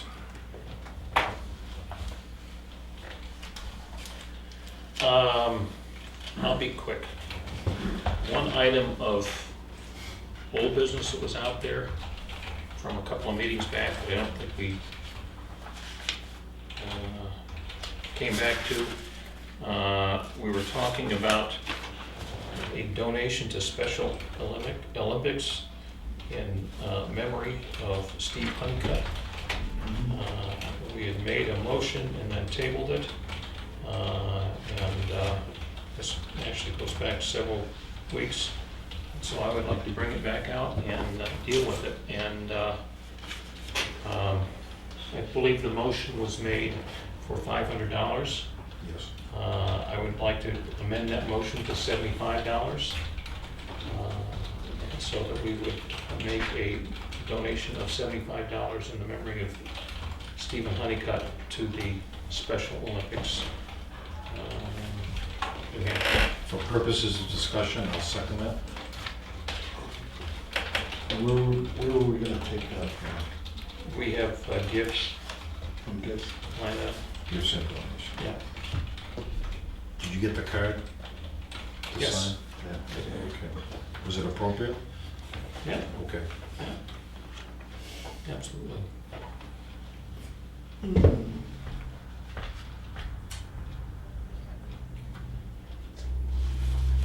Any further discussion?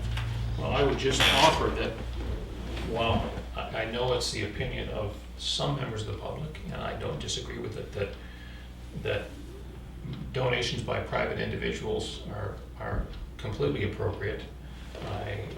I also think that because of the relationship between the deceased sexton and the town, that it is also entirely appropriate for the town, as a town, to make a donation. It's consistent with actions that have been taken in the past. I don't think we're plowing new ground here. And I believe that a donation from the town says something relative to the appreciation of the town. Says who we are. You have any thoughts, Joe? No, I think it's important to recognize people that do volunteer their time, and I think it's important that we try to encourage that sort of activity. So, Are we ready and I don't to? know that $75 is any more than a cost than a picture with a plaque on it, so I guess I'd be fine with it. Any more discussion? Are we ready to vote? All those in favor of the $75 motion say aye. Aye. Motion passes 3-0. Thank you. There you go. Other updates, in addition to our Lake Coast grant notification coming through this week, we also got notification from the state that our DES milfoil reimbursement grant has been approved. So as we spend money, we will be eligible to get money back. Milfoil Control Committee is having our first meeting of the season this Thursday. We do have a vacancy coming available on the committee. A longtime member that's stepping down. So anybody that might be interested in joining the committee, we don't do, not a huge time commitment. We have about 4 or 5, maybe 6 meetings during the year, and none during the winter months. Keep the milfoil control activity moving forward. And finally, at the planning board meeting last Thursday, as we discussed at some length the process of moving forward and looking at changes to zoning. And again, this is not immediate, this is after we get the master plan update completed and in place. there was some discussion about GIS maps.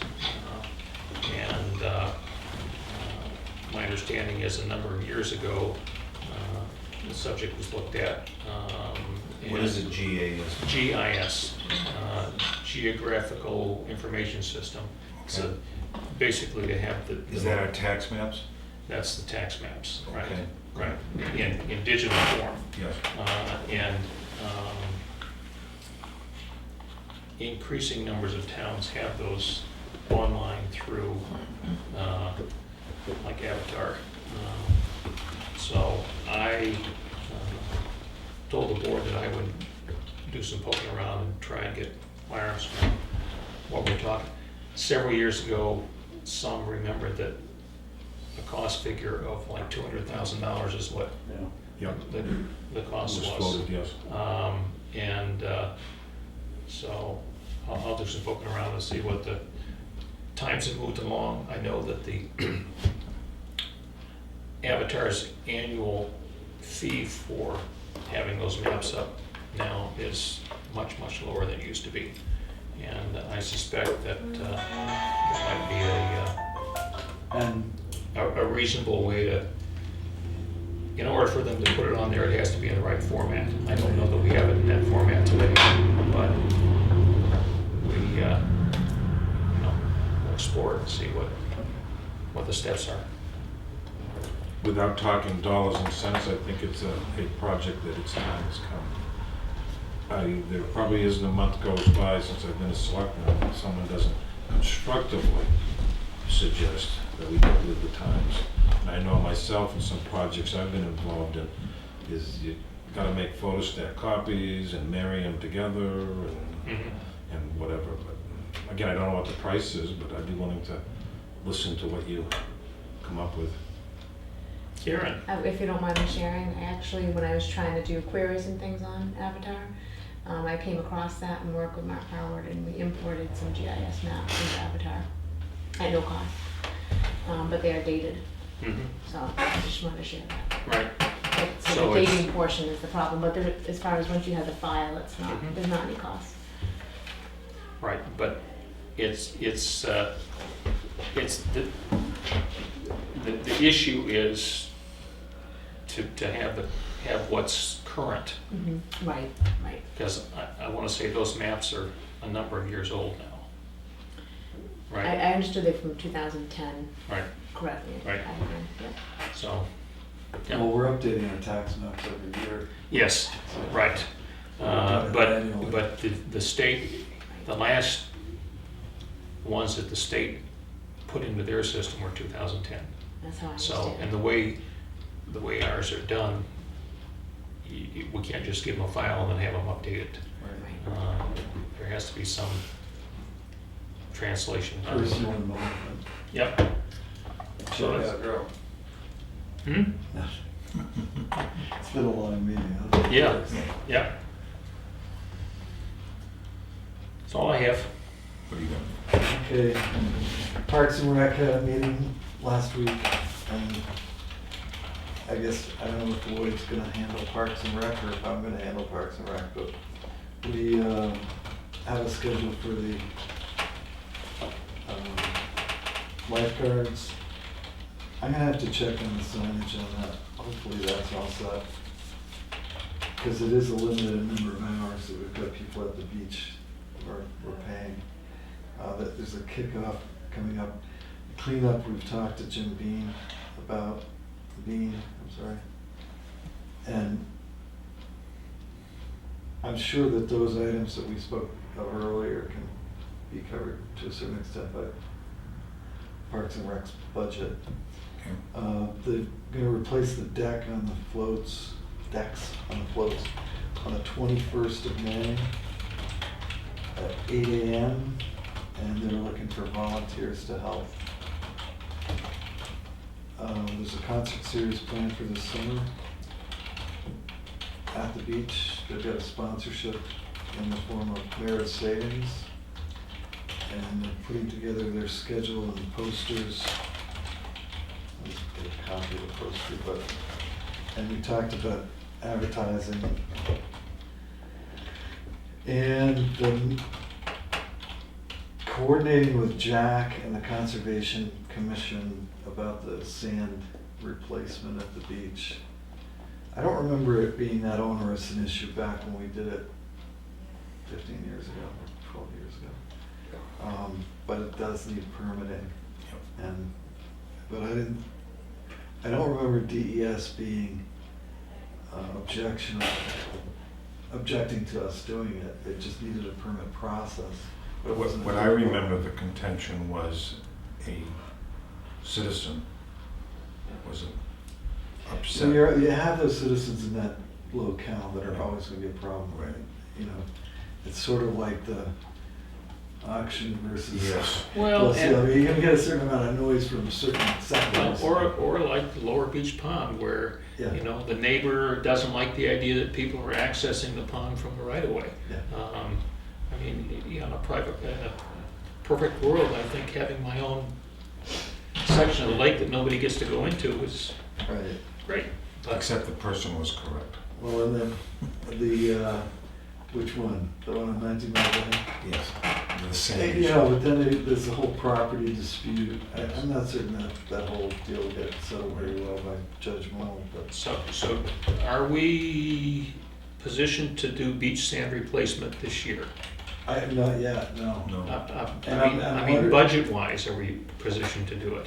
Budget-wise, I'd have to talk to Jim about it, to see what quantities would be needed. Right. In the past, that was a rec expense. Right. Yeah, and there's, I mean, we could massage the rec budget to make it happen, but Right. we're pushing on towards the swim season. And do we want to have that activity going on at Right. the same time we've got Yeah. women and children at risk? Yes. Our next meeting is on June 1st at 6:30, right here at Town Hall, What time? 6:30. 6:30. At night? 18:30. Is that better? Thank you. Works better for me, but, At night. yeah, Although at 6:30 in the morning would work for me, because I'm up for five. yeah. Unfortunately, my Parks and Rec people aren't. I have budget committee tomorrow at 6:30 for 18:30. Any messages you want me to take forward? No, it's work your magic. All right, we'll do the best we can. Things I'm gonna bring up are involved in correspondence, so can I go right to them? Yeah, I've got to, just to let the chairman know, I've got a 1 o'clock meeting with attorneys in Wolfboro. If I can get on a quarter out, that'd be great. Okay. Yeah. This is, the roundtable for me is June 6th. It's been postponed a month. From Jeff Hayes, if your community is interested in participating in the possible aggregation of electricity purchasing through Lakes Region Planning, please forward the account information, and Jeff needs it before May 26th. Did you read the paperwork that I sent you? I have all the information, I just need to know who needs it. Okay, it is Jeff Hayes. That's it. Okay, Yep. make a copy of that if you want. Sure. Please advise on additions, deletions for the meeting on the 12th of department head topics. Anything to add? Not yet. No,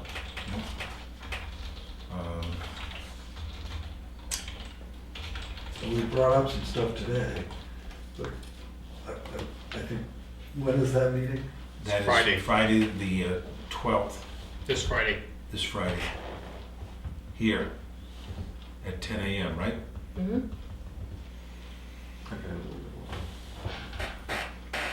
Just, if you have anything to add, just add it. There was a letter from Carol Steinman, just asking some questions about, have we made a determination, and will be given written notice, etc. Did you have a chance to read that letter? I did. This is correspondence from Larry Gill. He was here this morning talking to me. He's working with Dave Ford. He has a meeting coming up with Mitch Locker, and I've just included everything for the record. What's interesting is, and it's in here later, is he asked the lake host people, when are we planning on doing the boat launches? And I checked with Jack, and I checked the permits. We're supposed to do it in low water, which means after September 1st. You folks have a problem with that? Are you talking about rebuilding the one on Mirror Lake? Yes. Yeah. And the one on Yep. Lake Road? Yeah. I think it's up to Ben Ladd. Right. He's kind of the point man on the Yeah. one on Mirror Lake. I have no problem with the one at Mirror Lake being done as soon as we have the prices, and Yep. tell Jeff to go do it. I can't think that the lake, that isn't a seasonal lake where it basically stays at 509 within a few inches all Yeah. year round. Yeah, And I think it's not the adjustable. Lake Road ramp, I think we, the proposals are due 22nd, I believe, of this month. And we'll see where we go from there. Obviously, in the middle of the season is not the best time to do that ramp, but that ramp is in tough shape. So Yes. if it can get done before the season gets busy, like in June, that would certainly be a great idea. I've been receiving correspondence from a Brian Burdick, who is advertising a service to towns that provide certain statistical services. You've been receiving correspondence from another contact, and you are going to let these people know that are we interested or not interested or whatever. It's a question of time. So, Yeah, and I'm wondering what the benefit is. I've read that. And, statistical. the benefit is to information them great. because The benefit they, is to them. sure it is. Us. That's why they keep sending us emails to Right. sell us Right. their service.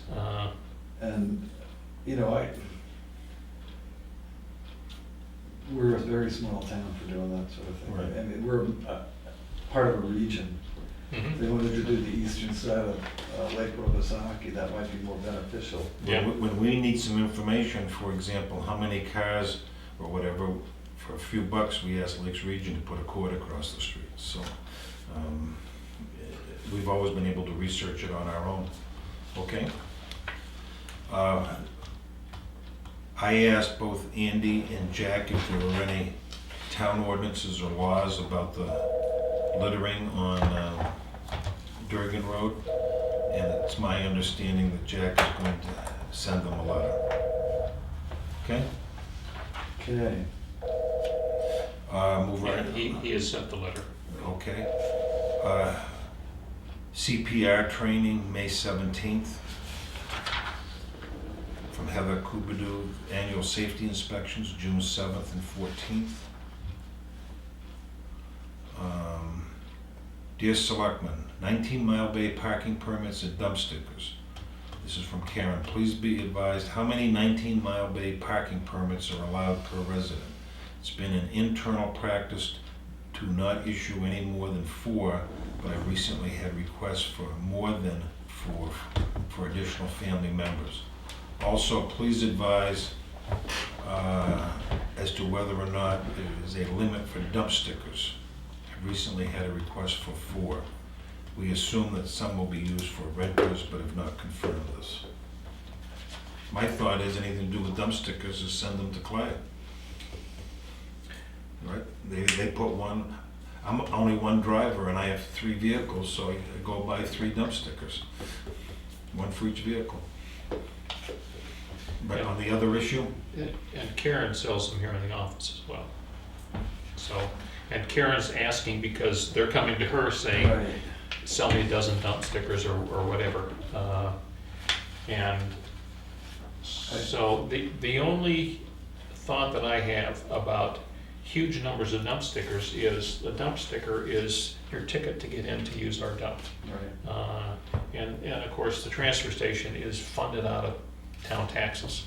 So if somebody might potentially spread dump stickers around to folks from outside of town, Black market and dump stickers. you know, and I am aware that this having gone on, at least in the past, in some other towns where, you know, town A is less restrictive on this sort of thing than town B where this guy lives, so if he can get a dump sticker over here, then, Right. and so that would be my only concern with huge numbers of dump stickers out there, is that we end up getting a larger number of people using our transfer station than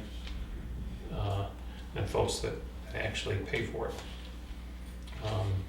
I'm sorry, we should have thought to engage Clay on that. Why don't we just leave dump stickers up to Clay? He's handled every other issue. Well, it doesn't address the issue with Karen when somebody Right. comes in. I think we need to have a talk about it. So when Clay comes, is he coming in on Friday? He is out of town on Friday. He's not gonna be here for the meeting. As far as the parking is concerned, I think we really need to enforce no boat trailers. If people want to store their boat trailers, they're gonna put them up at the transfer station. Mhm. That's what we made space for. Right. Right. And, you know, because that's a lot of the, Can I ask a question? sure. And the chief isn't here, but isn't parking a police problem? Every town I've ever worked in, the police are the ones Right, that but we handle need it. to Yes. designate, we as the executive need to designate how many parking Right. places The there are. police now. don't sell the In that parking law. tickets, the parking stickers, though. Right, They're sold here in the front office. right. Clay sells tickets, permits. I don't get caught up in that, but No, but if somebody We shows need up to and establish parks the their policy. car without a permit, then it becomes a police issue. okay. But we have to establish how many permits we're gonna give out for that Right. parking lot. So, So, Karen, how many people have come to you wanting more than 4, which is apparently what we've done in the I past? think just 2 so far this season. why would you need more than 4? That's, For the 19 mile you're talking about? Yeah. Yeah, Yeah. 2 so far. I don't know, that's, Are there multiple, like, cottages on these properties? One family did say that there's a bunch of family members that now come up and use their island house. And of course, they come up at different times, and you have to All right. get there by boat. now, that isn't kind of this thing. this is a We do that. rear view mirror hanger tag, right? The parking permit for, That's right. it's not in the window, it's not like a dump sticker, it hangs on the rear view mirror, like the Crip cards. And I thought of the logistics of that. So, you know, if you got multiple people, you can transfer it from vehicle to vehicle. I have a feeling they're in different states even maybe, or different cities, but, and they How come do up. they park? Pardon? How do they park? Okay, I'm Joe Blow's brother-in-law from New Jersey, and I'm gonna come up and use his cottage. Where do I park my car? The car has to be attached to the trailer, from my understanding, at that But parking don't lot I to have to get get a to. permit to park in Right. it? Okay, so when I get the permit to park in that parking area, why doesn't it have a little dump sticker on the permit? No, this is Oh, 2 separate issues. 2 separate issues. I know it's 2 separate issues, Yeah. but why does anybody who lives here all year round need more than 2 dump stickers? I just don't understand that. These people are seasonal, specific ones I have. And I have that family, I know one of the families, they said the numerous members of their family that come up, and that's for the 19-mile bag. I don't know about the dump part. If they're hangers, can't they just be left at the cottage? Well, then they're trying to get, they have to get, that, I thought of that as well, but then if they're at the cottage, how do they leave their vehicle and go to the cottage, get the passing, you know what I mean, you're in a boat. So I don't know. I know. Well, again, you know, one concern that I have, we have a finite amount of space in that parking lot, okay? And in the past, it's been apparently it's been our policy that no more than 4 mirror hanging tags are issued to one property owner.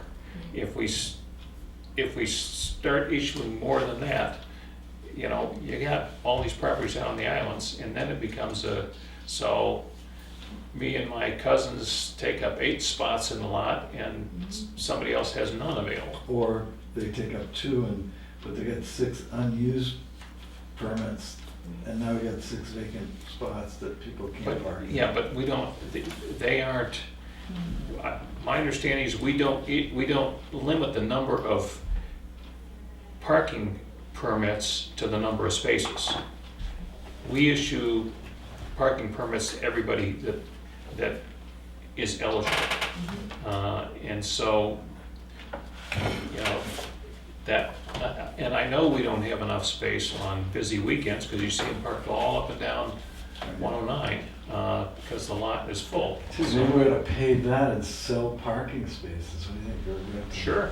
we'll have to Parking do that. meters? Can I make a suggestion that we continue with the current policy? We're gonna have to, because I gotta get out of here pretty soon. Yep, yep, The computer asset list, have you seen it? I did. yep. And is CIP gets involved in the replacement, or do we do that? Well, to the extent that it involves expenditures over $10,000 is the cutoff for that. But